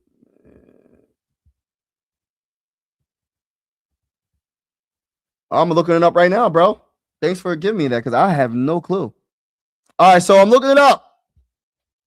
All right, Bo Nix opposes Broncos coach Sean Payton. What? Hold on now. Denver Broncos quarterback Bo Nix pushed back on coach Sean Payton's comment that he was predisposed predisposed to the ankle injury suffered during the team's NFL playoffs win over Buffalo Bills. What was found was oh, damn, my thing just moved around. Hold on. What was found was a condition that was predisposed. They always find a little more when they go in. Peyton said during this week's season's wrap-up press conference, it wasn't a matter of if, it was a matter of when. When you look at the play and you're trying to evaluate it, the operating surgeon said that this was going to happen sooner than later. What? So was he already injured already, and then he just injured it even more? Is that what they're saying? Knicks contradicted Peyton's statement Wednesday, calling his injury a typical bone break that was nothing out of the ordinary. And so this is what Bo said on 9 News. Mike Kliss, I guess that's a station or news channel. So he said nothing predisposed, nothing that was there originally, Nick said. That might have gotten confused. Just a simple step with my foot up in the air. My body weight came down on it. Sort of got twisted up. Okay. All right. So Knicks expects to be back on the field in 4 to 6 weeks and prefers that Peyton not discuss his medical history. Oh, dang. Well, so what did he say? He said, I don't think he really should share how many surgeries I've had in the past. Oh, to be honest with you, he doesn't even really know that, Nick said, but it's going to be good to get back to work. Nothing really that concerns me, nothing that scares me moving forward. Wow. Knicks finished with 3,931 yards, 25 touchdowns, and 11 interceptions while attempting a league high 612 passes. Denver substituted Jared Stidham in for the AFC Championship game, which ended in a 10-7 loss, and New England Patriots advanced to the Super Bowl. Okay. Well, I'll give you my opinion. Dang, that's an unfortunate. Thank you for that comment, by the way, because I knew nothing about it. Coming from a Viking fan opinion, I agree with Bo Nix. You shouldn't be discussing my medical. You can say the basic stuff, right? But don't try to make it seem like it's worse than what it is and say when they went in and it was a little bit worse and they did this, or he had a injury that what it sounded like to me is what Sean Payton was saying, that the doctor was saying that it would have been happened. It would have happened sooner or later or something like that. And I don't like that. I think just when it comes to people's business, when it comes to their health, just be quiet, bro. Like, come on, bro.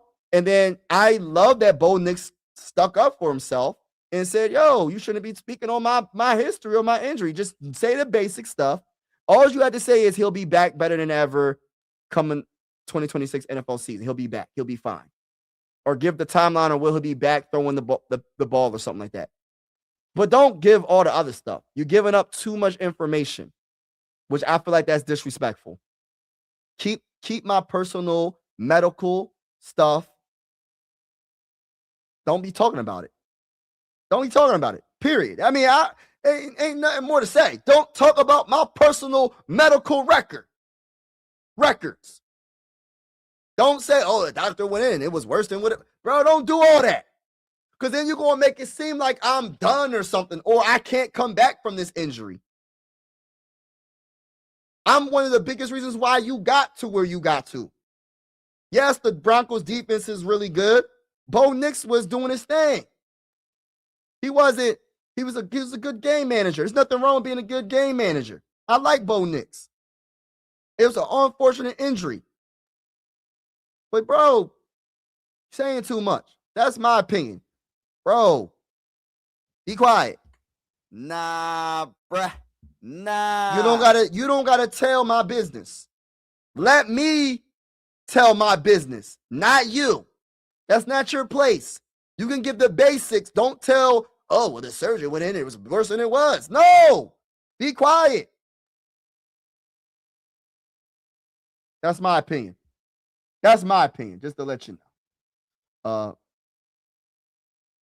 Every time I hear Stevens, I keep hearing Steve. I know you're old. Oh, hold on. Y'all, keep it PG in the comments, y'all. Y'all good, man. Get along. Can we all just get along? I also think they wanted him to play hurt. Yeah. I don't know about all that, bro. But what I will say is this, man. You don't want to break up that when the quarterback and head coach relationship gets damaged, you got to repair it ASAP. Because those are two, you have to have a good coach and you have to have a solid/good quarterback to win Super Bowls, right? Decent/solid/good quarterback. And I feel like the trust might have been dampered a little bit because you're putting out too much information that you don't have no business putting out. You know what I mean? That's just my opinion. No, Bill Belichick rode Tom's coat. Bill did not win prior to the time. Yeah, but Tom didn't win prior to him, though. Like I get it. I understand that Tom Brady won a Super Bowl after he left the Patriots. But y'all really gonna tell me that the only reason why Bill got Super Bowls is just because of Tom? I mean, I know Tom is a big part, but the defense was amazing. You gotta have defense, bro. Like, you take away those great defenses. Bill Belichick is one of the greatest defensive-minded coaches of all time. You take away that, you think Tom would have 7 Super Bowls right now? He won 1 without Bill Belichick. People making it seem like he won 5 without Bill Belichick. It's hard to win. And so the time he did win the last one, he was up there in age in football years. You get what I'm saying? But don't try to make it seem like, just my opinion, don't try to make it seem like Bill Belichick is, you could put anybody as head coach. You could put me as the head coach and Tom Brady would have won a Super Bowl. I don't think he would have. You can't just put anybody as head coach of the Patriots and just win a Super Bowl. Just my opinion. Just my opinion. Purple attraction by famous strings is a screen song. Purple attraction. I'm gonna have to look that up. If you get fired, you're not a first ballot. Well, I'll tell you this right now. I think he is. Sometimes you need a new scenery, bro. Sometimes you need a new scenery. He won 3 Super Bowls, leaving the Eagles, and then he won 3 Super Bowls with the Chiefs. So I don't know. Any refires. I mean, I respect your opinion. I disagree, but I'd be curious to know how many multiple Super Bowls winning coaches weren't first ballot Hall of Famers. Yeah, I gotta know that too. That's a good question. Bill Jackson was basically fired from the Knicks. Yeah, and he's a first ballot. He should be in the defense didn't have Teddy Bruce or Rodney Harrison. Yeah, I loved it. My bull was Teddy Bruschi. Teddy Bruschi was my guy, man. He can't be a first. Andy Reid rubs me the wrong way. When they won Super Bowl, he was trying to steal the line from Jimmy Johnson by saying, "How about them Chiefs?" Yeah. Yeah. Hey, listen, man. I get it, but man, he won. It's just amazing how he goes to a whole nother franchise and wins 3 Super Bowls. And he was with the Eagles for how many years and didn't win none? I think he got to the Super Bowl 2 times with the Eagles. I know at least 1 time he got to the Super Bowl with the Eagles. But they were always in contention. Like the Eagles, when they had McNabb and Westbrook, and do y'all remember Trotter and Brian Dawkins? And do y'all remember those teams? Those teams were lights out. Those Eagles, the team, bruh. Phil Jackson could coach Eagles. That's why the Lakers hired him. Yeah, you had to when you have all-time greats like that. The Deflategate was nothing. I hate Brady, but he was rocking teams prior to inflating the ball after halftime. Yeah, I don't even know who was to say. How did that story come about? Was it Tom Brady saying, hey, by the way, go deflate the football for me? I don't think Tom Brady did that. You think Bill Belichick was like, hey, by the way, go deflate the football for me? Nah, I don't believe that, bro. I don't believe that. Brett was unfavorable in the Redskins, also attacked by Warner. Yeah, man. Listen, man. That bounty gate was some bull crap, man. This is why I always like. It's nothing personal against Saints fans, but I don't like the Saints. Like I almost dislike the Saints as much as I dislike the Packers, bro. Like I say that respectfully, bro. Like I say that respectfully. Like I almost dislike the Saints as much as I dislike the Packers, and it's all love at the end of the day. But I just don't like the fact that they got away with that, bro. They got away. There was no flags thrown. They was doing whatever they wanted to do. Whatever they wanted to do, they did it and got away with it, which is bull crap.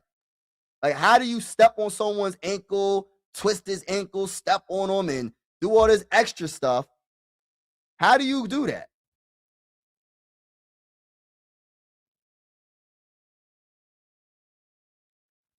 It's the Astros. Yep.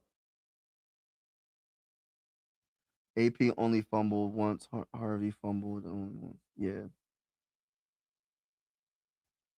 I think he had 3 fumbles. Yeah, I think he had more than 1 fumble, bro, but he didn't lose them all. You know what I mean?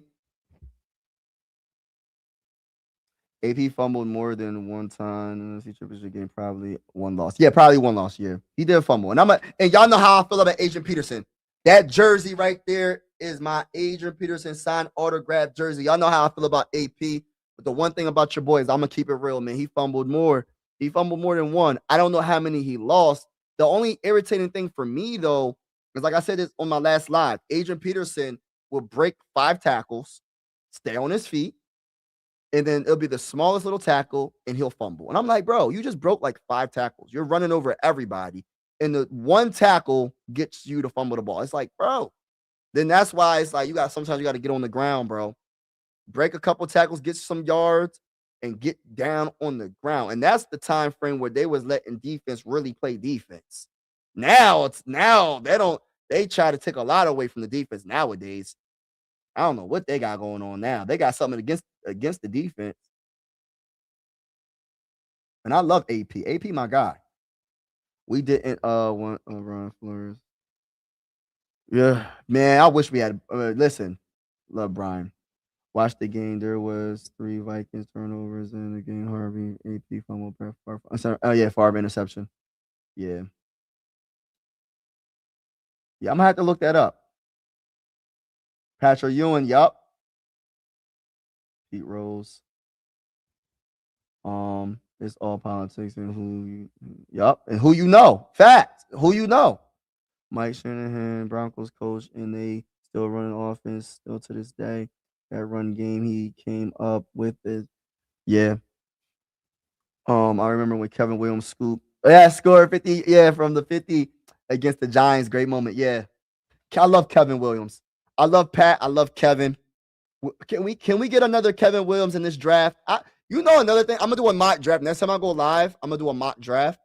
On when I do like this setup right here. In the office, I'm gonna do a mock draft. But like, we got to get a defensive tackle, man. Like, we need a defensive tackle. Like, I think that's number 1 on defense for me. Offense for me is a center. Defense for me is a tackle. I know people want the corner.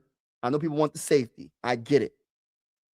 But I will go defensive tackle, safety, then corner when it comes to defense. And on offense, I'm going center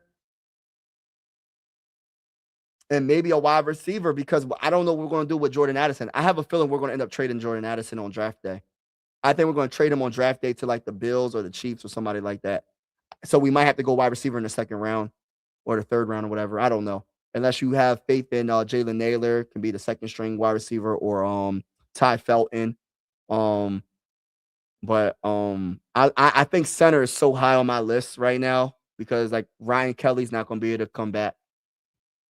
I hope he doesn't, respectfully, because of the concussions. And I think we might need to get a tackle again because I'm really getting nervous about Christian Darrisaw and Brian O'Neill. Like, they've been getting hurt lately. So I'm a little bit iffy with them. But I go defensive tackle on defense number one for me. I wouldn't mind having a superstar edge rusher either, y'all. I know we got some edge. We got some dogs, but I want to get, I don't know, man. I don't know. I want a defensive tackle. If the 70s Vikings win one Super Bowl, Chuck Furman would have been in the Hall of Fame along. Oh my goodness. Yeah, listen. Every starter, the coaching staff, everybody, the owners, everybody. Whenever the Vikings win a Super Bowl, everybody should get in the Hall of Fame, baby. I don't care. If you a starter, you a Hall of Famer in my eyes, bro. The quarterback, you a Hall of Famer. Whether it's J.J. McCarthy or not. The coach, if it's J.J. McCarthy, not J.J., Kevin O'Connell or not, Hall of Famer. Aaron Jones or Jordan Mason, running back, Hall of Famer. Justin Jefferson, Hall of Famer. Everybody, just get Hall of Famer. Christian Darrisaw, Hall of Famer. Brian O'Neill, Hall of Famer. Everybody, you just Hall of Famers everywhere, left and right. Hall of Fame, Hall of Fame, Hall of Fame. Hall of Fame. Yo, I just want to get one Super Bowl, bro. Like, I'm so tired. I'm so tired of losing T-Bass. Like, every time it's like every year, bro, we have the same conversation. And you know, the coach creates the culture. The coach creates the culture. If Kevin O'Connell wins the Super Bowl for us, he deserves to be first ballot. I would say it, but I don't see it. I'm not going to sit here and lie. But if he gets it, Bill Belichick should have been got it. Just saying. Kevin O'Connell gets a statue if he wins. If he gets I would get a Kevin O'Connell jersey. What team did he play for, y'all? He played for the Patriots. I'm getting a Kevin O'Connell Patriots jersey. I'm a Kevin O'Connell fan, y'all. I'm not a Patriot fan, but I'm a Kevin O'Connell fan, brother. Hey, listen, I'm back on the ship. Hey, Kevin O'Connell, you my guy, brother. If you win the Super Bowl. I don't know about that. Same with it wasn't just Tom, it was the team. Facts! I love this comment. The world ended if Kevin O'Connell once your generational player retire, you better leave. Nah, bro, I don't agree with that. Along with the quarterback, he can be quarterback forever. You a Phillies fan? Yes, I'm a Phillies fan, bro. Yes, I love J-Hap. A coach. You remember J-Hap? A coach on him when he was. Are you serious? You coach J-Hap? That's what's up. That's my guy. Yeah, I love my Phillies. I'm Philly everything besides NFL football, man. I'm a Sixer fan. I'm a Phillies fan. I'm a Flyers fan. I'm a Union fan. You know? Yeah, Hap. That's what's up. Vince Lombardi said, winning is everything. A lot of people don't like the Patriots also probably played a role. Yeah, that's true.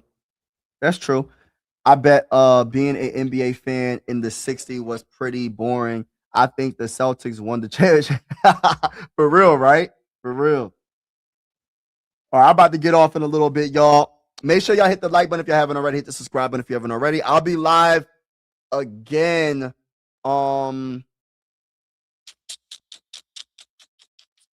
tomorrow. I might do a mock draft tomorrow, but I'll probably do the mock draft around probably like five-ish.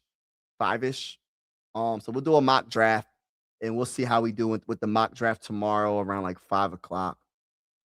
We'll see. Paul is a great dude. I talked to him once a week. He's been my mentor since I got out. Oh, that's what's up, bro. That is what's up, bro. Can't take away from Tom why he didn't put Drew Bledsoe back in from injury. Nah, man. But if you take away from Bill Belichick, Tom Brady is on the Patriots. You can't say, oh, it's all on Bill Belichick that he benefited off of the cheating. Tom Brady benefited off the cheating as well. He was the quarterback and got 6 Super Bowls. So you can't just take it away from Bill and don't take it away from Tom. That's how I look at it. And I like Tom. I'm a Tom guy. I don't even care about that part. I don't even care about the little cheating. I don't really care about that because you still got to stop it. You might know a play. The Deflategate, I don't even understand that bull crap. That was some bull crap. That sounded so corny. It seemed like it was made up. I don't know. No, he's taking a break from radio. Oh, okay, temporarily. Okay. He said, talk about it.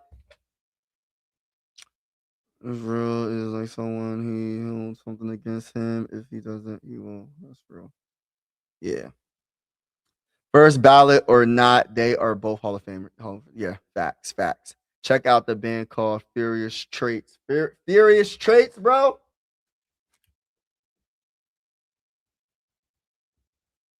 I'm gonna have to look that up, bro. 1,000. I'm locked in as a Seahawks / Niners fan. Oh man. Bring Bo to Minnesota. Oh my gosh. Hold on now. So that means you're giving up on JJ McCarthy. Bring Bo Nix to Minnesota. I heard. Hey, listen, if this is what you're feeling, brother, man. Goshly, I thought I was the one that was trying to keep us together with the whole JJ McCarthy stuff. I guess I'm not doing good enough. To keep us together when it comes to JJ McCarthy. My homie heard one thing about Bo Nix. He said, bring him to Minnesota. Oh my goodness. Bo Pat. Coaches needs the players, bro. Like Coach Pop said. Coaches needs the players, bro. But you trying to take away from Pop. You trying to take away from Pop because of what again? Because of Tim Duncan retired. So since Pop didn't win after Tim lost, with Tim left, you think that Pop shouldn't be like in the Hall of Fame? Or what was you saying about Pop? Because I don't agree with that, bro. I think you'd be the only one that says that, bro. I say that respectfully, Andre. I guarantee if you went to NBA people that know NBA, that know coaching, you'll be the only one that says Pop doesn't deserve to be in the Hall of Fame or he shouldn't continue to coach after Tim Duncan retired. You'll be the only one you'll be alone. Ain't nothing wrong being alone. I'm a loner. I'm an introvert. I don't hang out with nobody. But when it comes to that conversation, you're talking about Pop. Man, I wish he was the Sixers head coach, but that's another story for another day. Players need a coach as well. It's a relationship that works. Yes, I agree. Both come together. Sean Payton trying to devalue Bo Nix. He knows he wants to keep Bo Nix for cheap when his contract expires. I don't know, man. That's some weird reverse psychology, because if that's the case, bro, you're just messing up what you got going on. And what they got going on is special. Their defense is lights out. And they have a quality quarterback in Bo Nix. Kevin O'Connell won't ever win a Super Bowl. McCarthy going to ball out next season, bro. I hope he does, but this is the only issue, Antonio. Will he get the opportunity to do that? Because we don't know if Kevin O'Connell believes in him.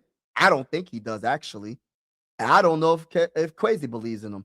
We'll see if they make a trade. Depending on who they get, we'll definitely see. But I believe that JJ McCarthy should be the starter in 2026. But they still need to have competition, and he has to earn it. He has to have the chance to be the starter. I'll say that. He needs to earn it. Because at the end of the day, this isn't personal. This is about winning a Super Bowl. And may the best player win. Whoever the best quarterback is, that's who should start. We cannot go into the 2026 NFL season with just JJ McCarthy and Max Brosmer. Can't.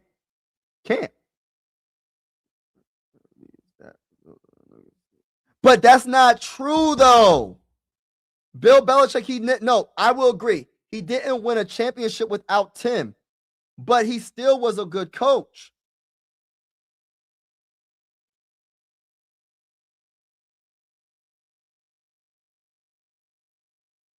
we gonna have to agree to disagree, bro. I love that you're so opinionated on that. That's cool though, but I feel like you can't take away from Pop because Tim Duncan left and he retired. If he still has some more juice left and he wants to still be a coach, that doesn't take away from what he accomplished. So you're saying, oh, well, if you retire, I retire with you. No, that's not how life works. That's not even how life works in general. So just because a player leaves, I should just leave. No. And it's Tim Duncan, like, let me say this. Tim Duncan is one of my favorite players of all time. Tim Duncan is a top 5 player for me of all time. I love Tim Duncan. I got him, look, power forward / center. So I got Kevin Garnett, power forward / center, Tim Duncan, power forward / center, because they both play both. I love KG, but he ain't Tim Duncan. You know what I mean? I love KG. But then again, you got to look at it like this. Kevin Garnett didn't have that great coach. If Kevin Garnett had Pop, say Pop was the coach of the Timberwolves, you think that Kevin Garnett wouldn't have got a championship? With one of the greatest players of all time in Kevin Garnett? I think they probably would have. Because not just developing in knowing how to pick talent. They got Tony Parker. Tony Parker could be on the Timberwolves. Hold on, I'm not done. They got Manu Ginobili. Manu Ginobili could have been on the Timberwolves. Hold on, I'm not done. You think that Tim Duncan would have won without Robinson? You think Tim Duncan would have won without Tony Parker, Manu Ginobili, Tony Parker? You give those players, those great players that I just named, and give them the Garnett and give Pop and put Pop on the Timberwolves. You don't think the Timberwolves would have won? I guarantee you they would have. I guarantee you they would have. Coaching matters so much. It matters so much in being able to find talent in the draft. Nobody knew Tony Parker was going to be that good. Nobody knew Manu Ginobili was going to be that guy. Nobody knew that Leonard was going to be one of the greatest players of all time.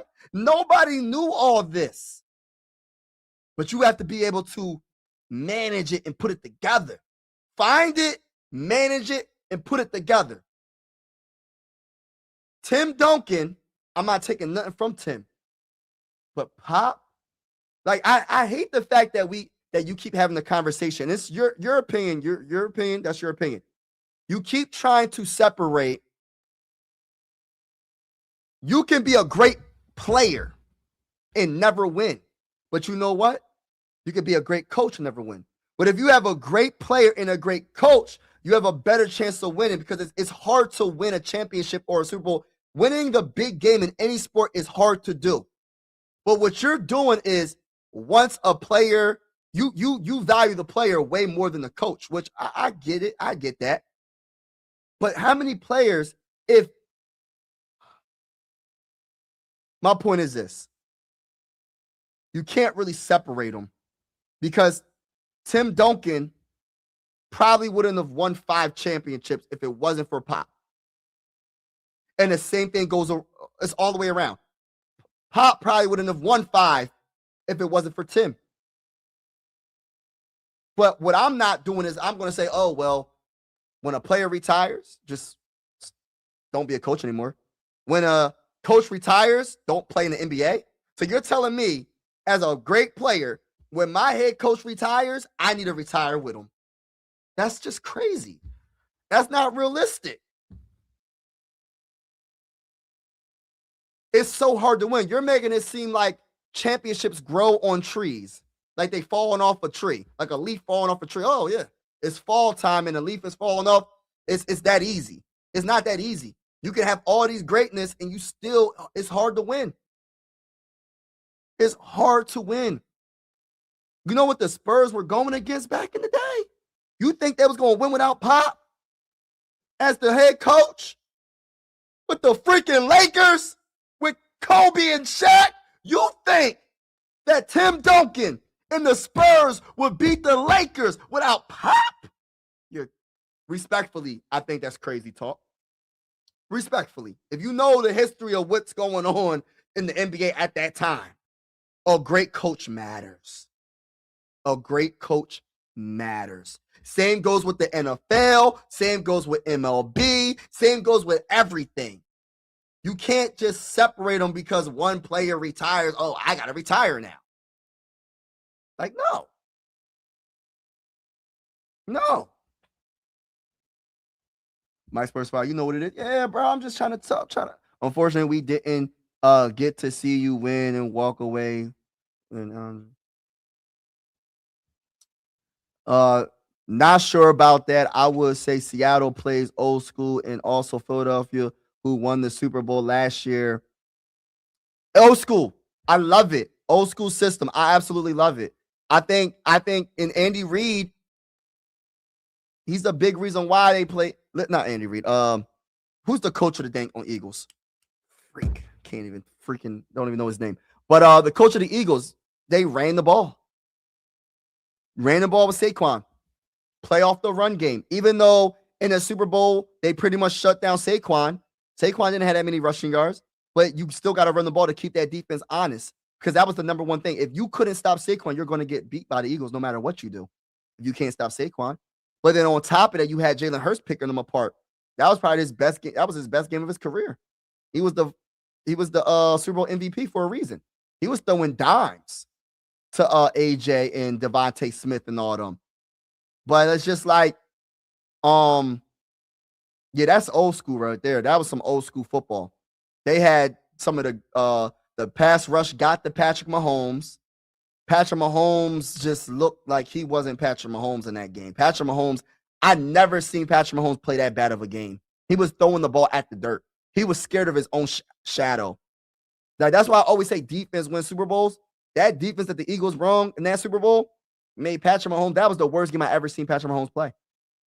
Like, he was overthrowing dudes. He was bouncing the ball off the dirt. He was scrambling. He was so, like, he wasn't patient in the pocket. It was crazy. It was like, yo, Eagles dominated. They dominated that game. But it started with the defense for me. Started with the defense.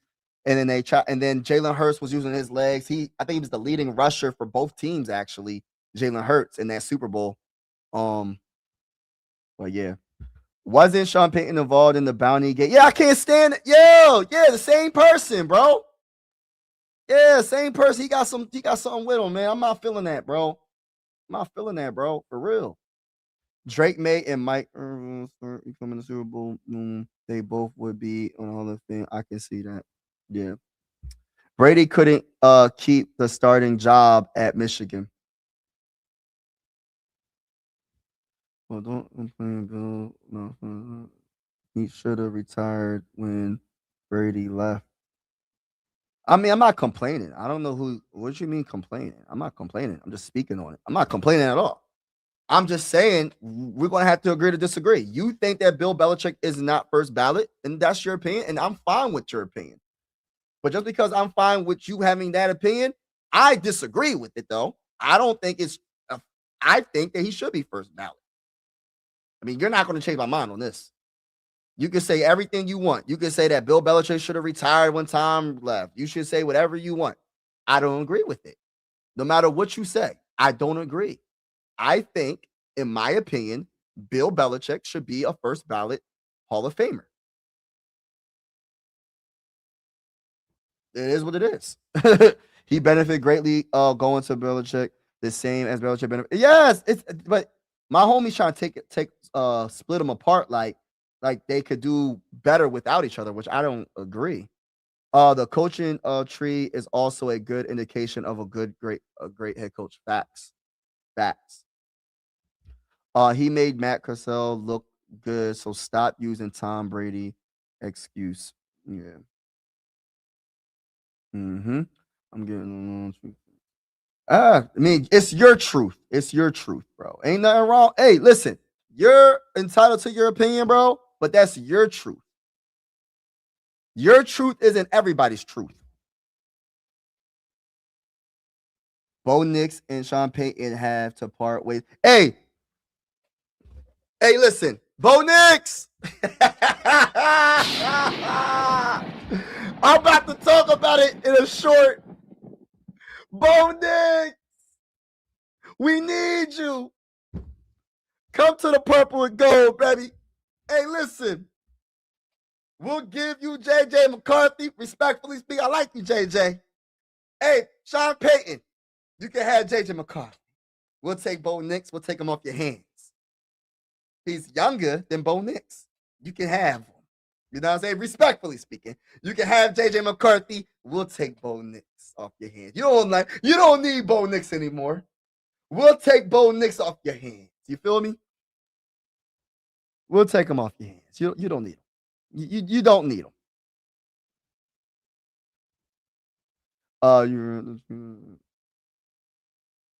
Yeah.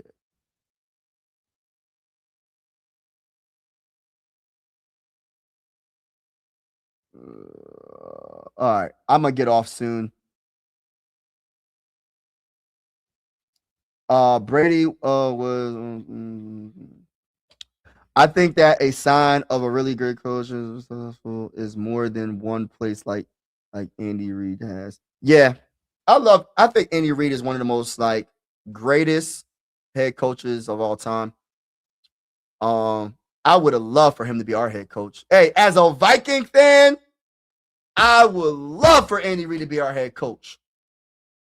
I wish he would have came to the Vikings instead of the Chiefs. We could probably have Patrick Mahomes right now. We could probably have 3 Super Bowls right now. I'm just saying, y'all.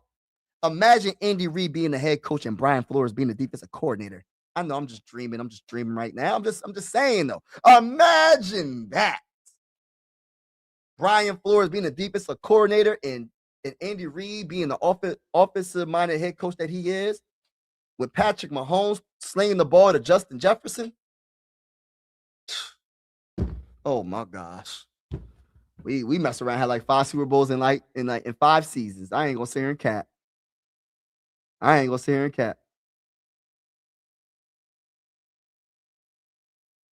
All right, y'all. I'm about to get off. Shout out to everybody in the building. Defensive tackle, Florida State. Yes, beast. His name is Daryl Jackson Jr. He's a dog. And we're gonna do a mock draft tomorrow around 5 p.m. Eastern time, most likely. So if y'all interested, make sure you come back on the live stream on tomorrow at 5. We're mocking. I want a defensive tackle. Defensive tackle is my biggest need. I know people ain't gonna say. I know safety's up there too. Defensive tackle and center. The 2 trenches. Center, it goes DT and center for me. And then safety, and then corner. No, then running back, then corner. I'm just thinking a little bit different right now. I know people, I don't know what it is, if people are devaluing like defensive tackles, but I just think defensive tackle for us would be a very, very big deal for us if we can get a star defensive tackle. We haven't had that in a very long time. We haven't had that. So I want the trenches to be on point. You win and lose games in the trenches, in my honest opinion. And I just feel like the center position we have to take care of, in that defensive tackle, we have to take care of those 2 positions. As long as we take care of those 2 positions in the draft or free agency, I'm cool. And we can do everything else after that. But I really feel like we have to make sure our trenches are on point on both sides of the ball, offense and defense.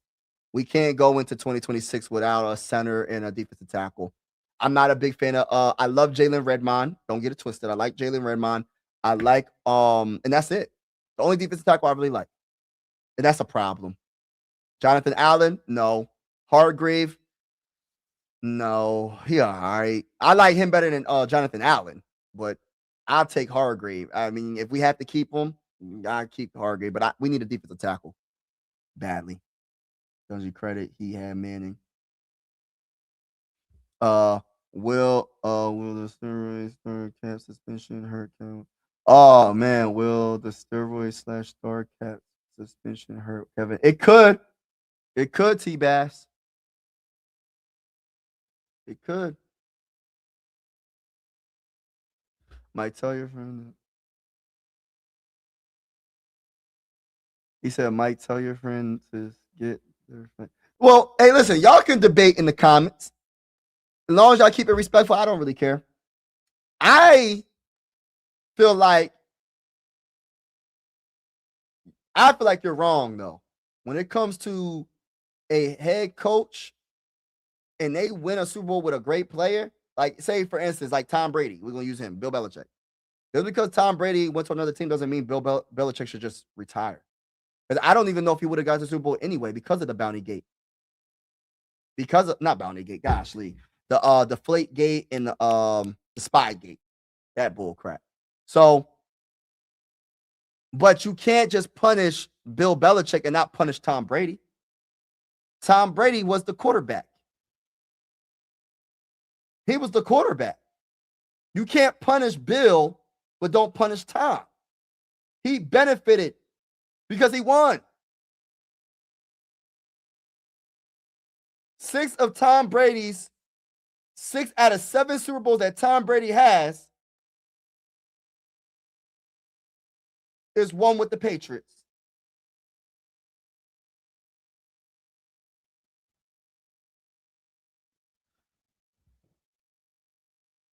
Check out Big Boy Nose Tackle. Yes, Lee Hunter. Yes, I was looking him up too. Yeah, I like Lee. I like Lee, bro. I like Lee. Doral Jackson Jr. Florida State. We gonna do these mocks, man. Y'all seem like y'all ready to do these mocks. As a Minnesota Vikings fan, I'm a huge Patrick Mahomes. He is my favorite quarterback to watch. I love Patrick Mahomes, but like he's a great quarterback.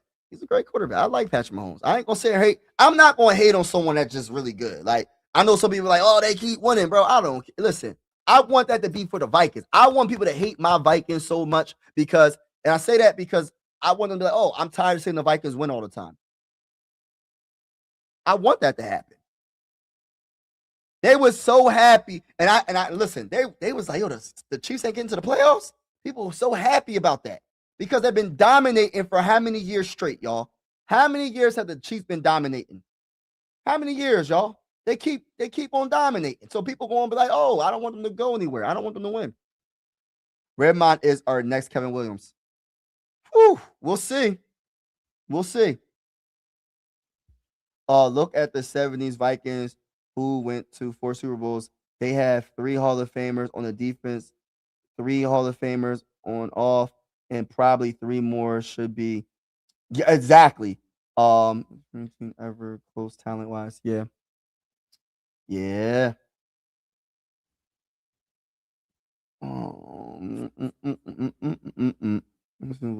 Next back to Bo Picks. Oh no. Minnesota should get somebody because if JJ McCarthy got proved he is stay healthy that first before he yeah. Man, I think our biggest problem is Kevin O'Connell, but we'll see what happens. I got to see full season together first. Facts.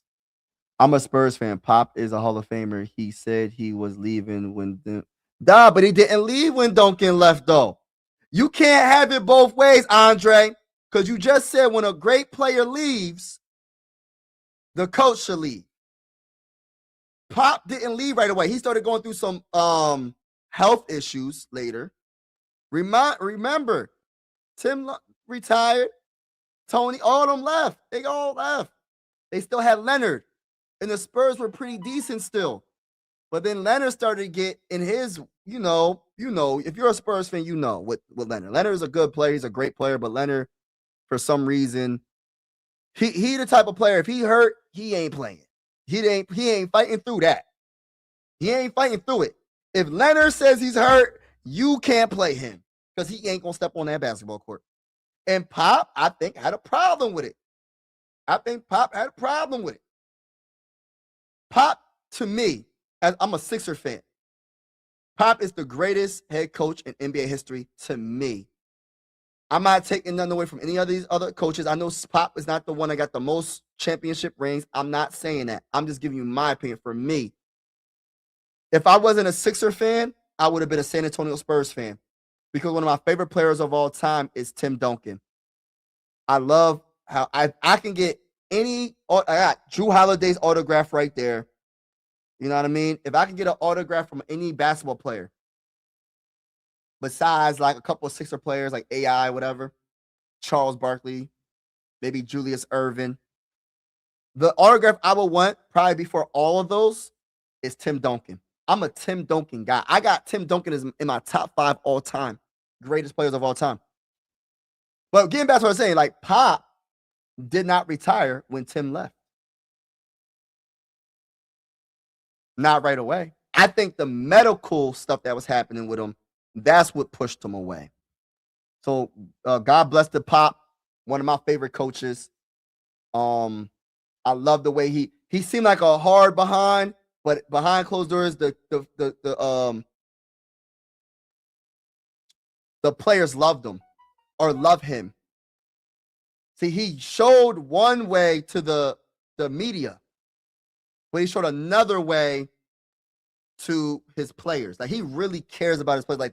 It's like they're his kids. That's how, not that he treats them like kids, but it's like he really loves his players.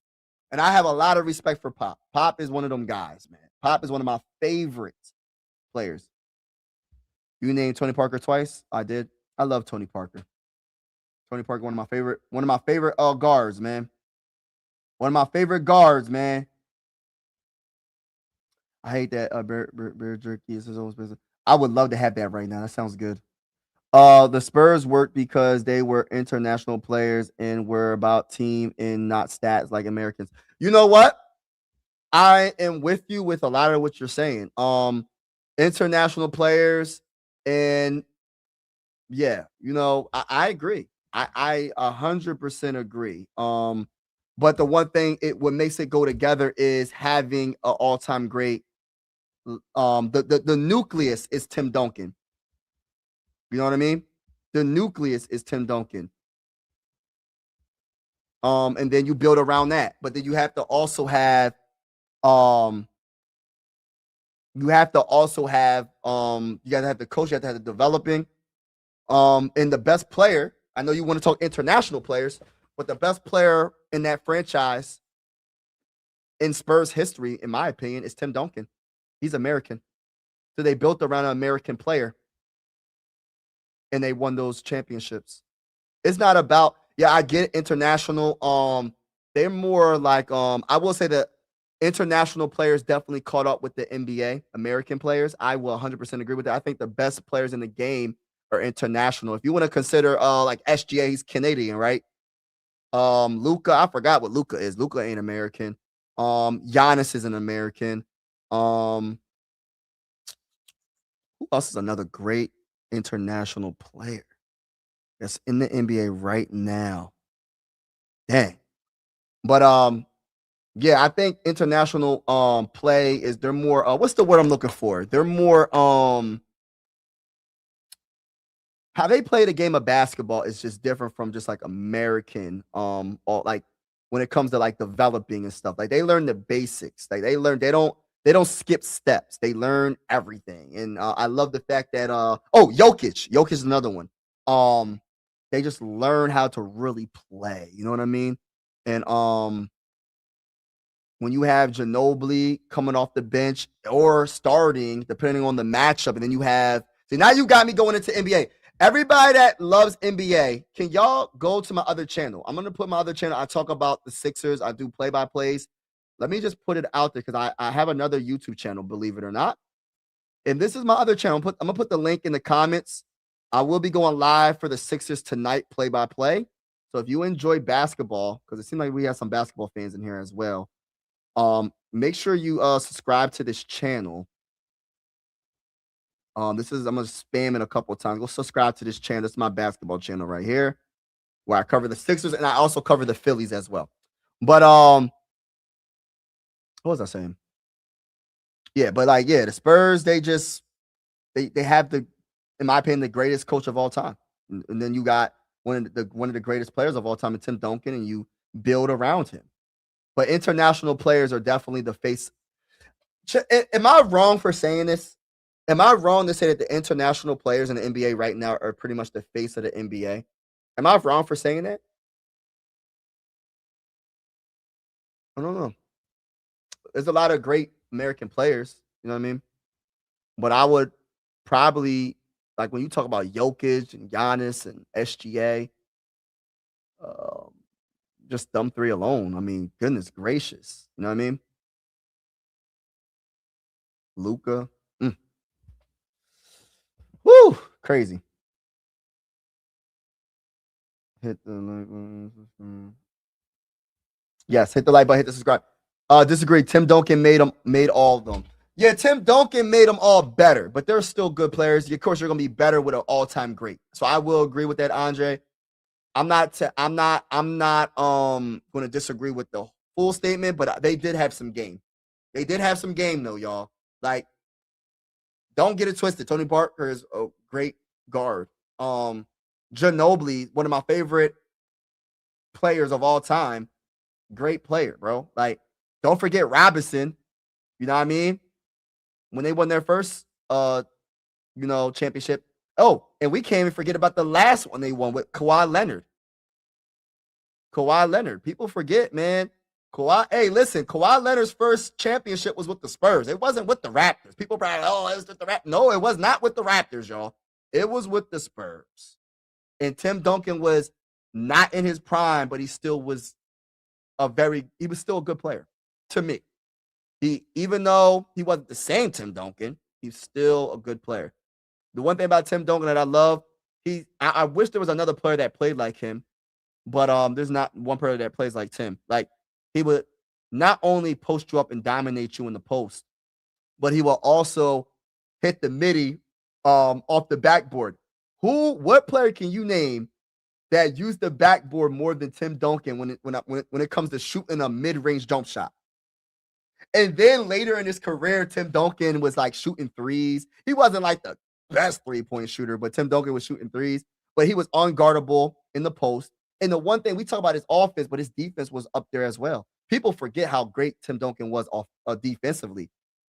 Defense for Tim Duncan was all that, especially in his prime. He's a two-way player. He's not just offense and no defense. He's not just defense and no offense. He is a complete player, ladies and gentlemen.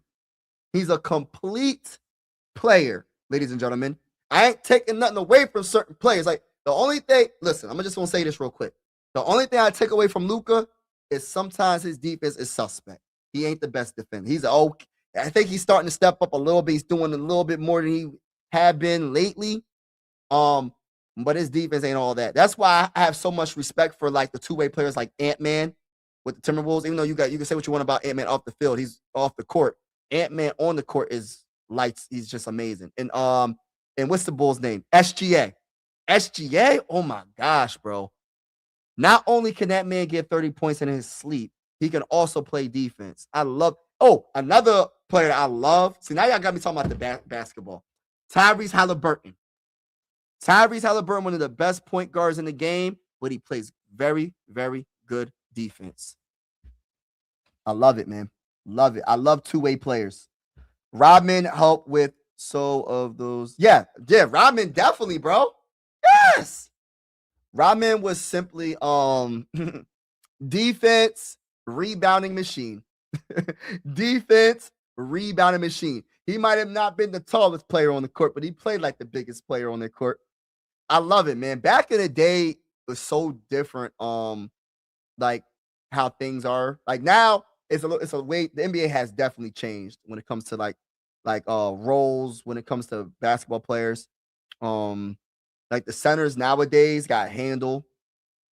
You know what I mean? I'm not taking them away from the centers back in the day. They had handle, but I don't think they run in the fast break like this. Not like the way they doing. Like Victor Wembanyama is like 7'6" or whatever he is. And he used to be like a guard back in the day. So he had like this crazy handle, which I'm a little bit nervous with him because he's so tall, but he looks so lanky. But yeah, I just want the man to be healthy. Because if he's healthy, if he stays healthy, I think Victor Wembanyama could be an all-time great player. But then you got like the centers, like when Dirk Nowitzki played center, he was more power forward center, a mixture, right? Dirk, he was one of the best three-point shooting centers. Garnett, he started shooting the three later in his career as well. Tim Duncan did. Rasheed Wallace, y'all remember Rasheed Wallace? Rasheed Wallace shot a lot of threes as play center or power forward because Ben Wallace was playing center. Ben Wallace with the Pistons. Y'all remember not the bad boy Pistons. Remember when they had Rip Hamilton, Prince, Rasheed Wallace, Ben Wallace, Chauncey Billups. Yeah, man. Tim let them grow, bro. Tim took rookies and washed up David and won. Yeah, man. Don't say washed up, bro. He wasn't Tim Duncan, but he wasn't washed, bro. And that was the time when Tim was the power forward and Robinson was the center. That's why I say Tim, they keep talking about him just being a power forward. He's a power forward and he's a center. He played both. Just depends on the matchup. It depends on the matchup for Tim. It depends on what Pop wants him to do. You know what I mean? Tim was a center and he was a power forward. But when it comes to the best power forwards of all time, I got him number one. That's just my opinion, bro. Hands down. Now, when you talk about centers, man, you just got so many greats, man. You got so many greats. It's hard to really like pick who's number one, who's number two. Best NBA players in America. The style has changed because NBA. I don't know, man. But I do agree. A lot of players in the hood probably never got the opportunity to play in the NBA. So I agree with you with that. You never know. You're not sold on Victor Wembanyama? Come on, Andre. Come on, bruh. Victor Wembanyama, he got game. Whether he wins a championship or not is a different story. That man's nice, bro. Like, when you get a chance, watch him, man. Watch the Spurs play. Well, if you go on my other channel, when we go against the Spurs, I'll try to make sure I go live for that game, play by play. And that man is he's special. He's a special player. He just gotta stay healthy.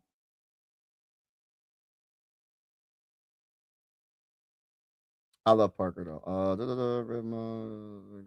History that could lock down positions 1-5. Yeah, and he wasn't the tallest too.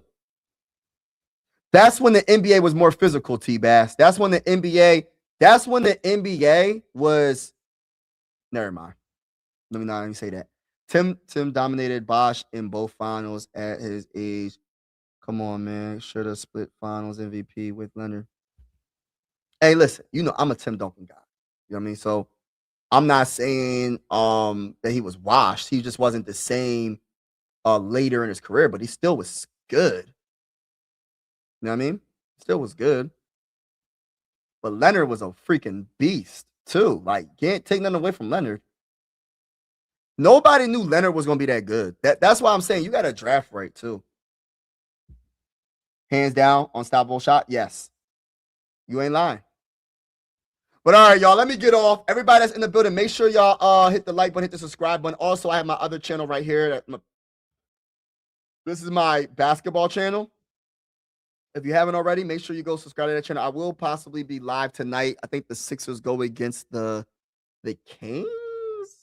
So I will be doing the play-by-play for that game.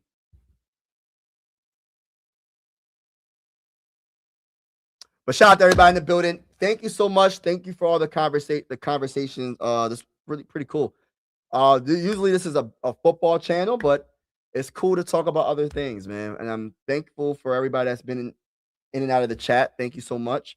Redmond first ballot to me. See, I'm 49. That was my error. NBA players dribble too much. Give me 2 dribbles and score. Yeah, the game is so different, bro. Like I try to be careful what I say when it comes to like back then and now, because I don't want to make it seem like, because I love basketball, man. Like, but it's hard to play defense. Just keeping it real. You really can't do too much. Remember when I didn't get to witness, because I was probably like 3 years old, when the bad boy Pistons were going against against Michael Jordan. Remember they was doing the Michael Jordan?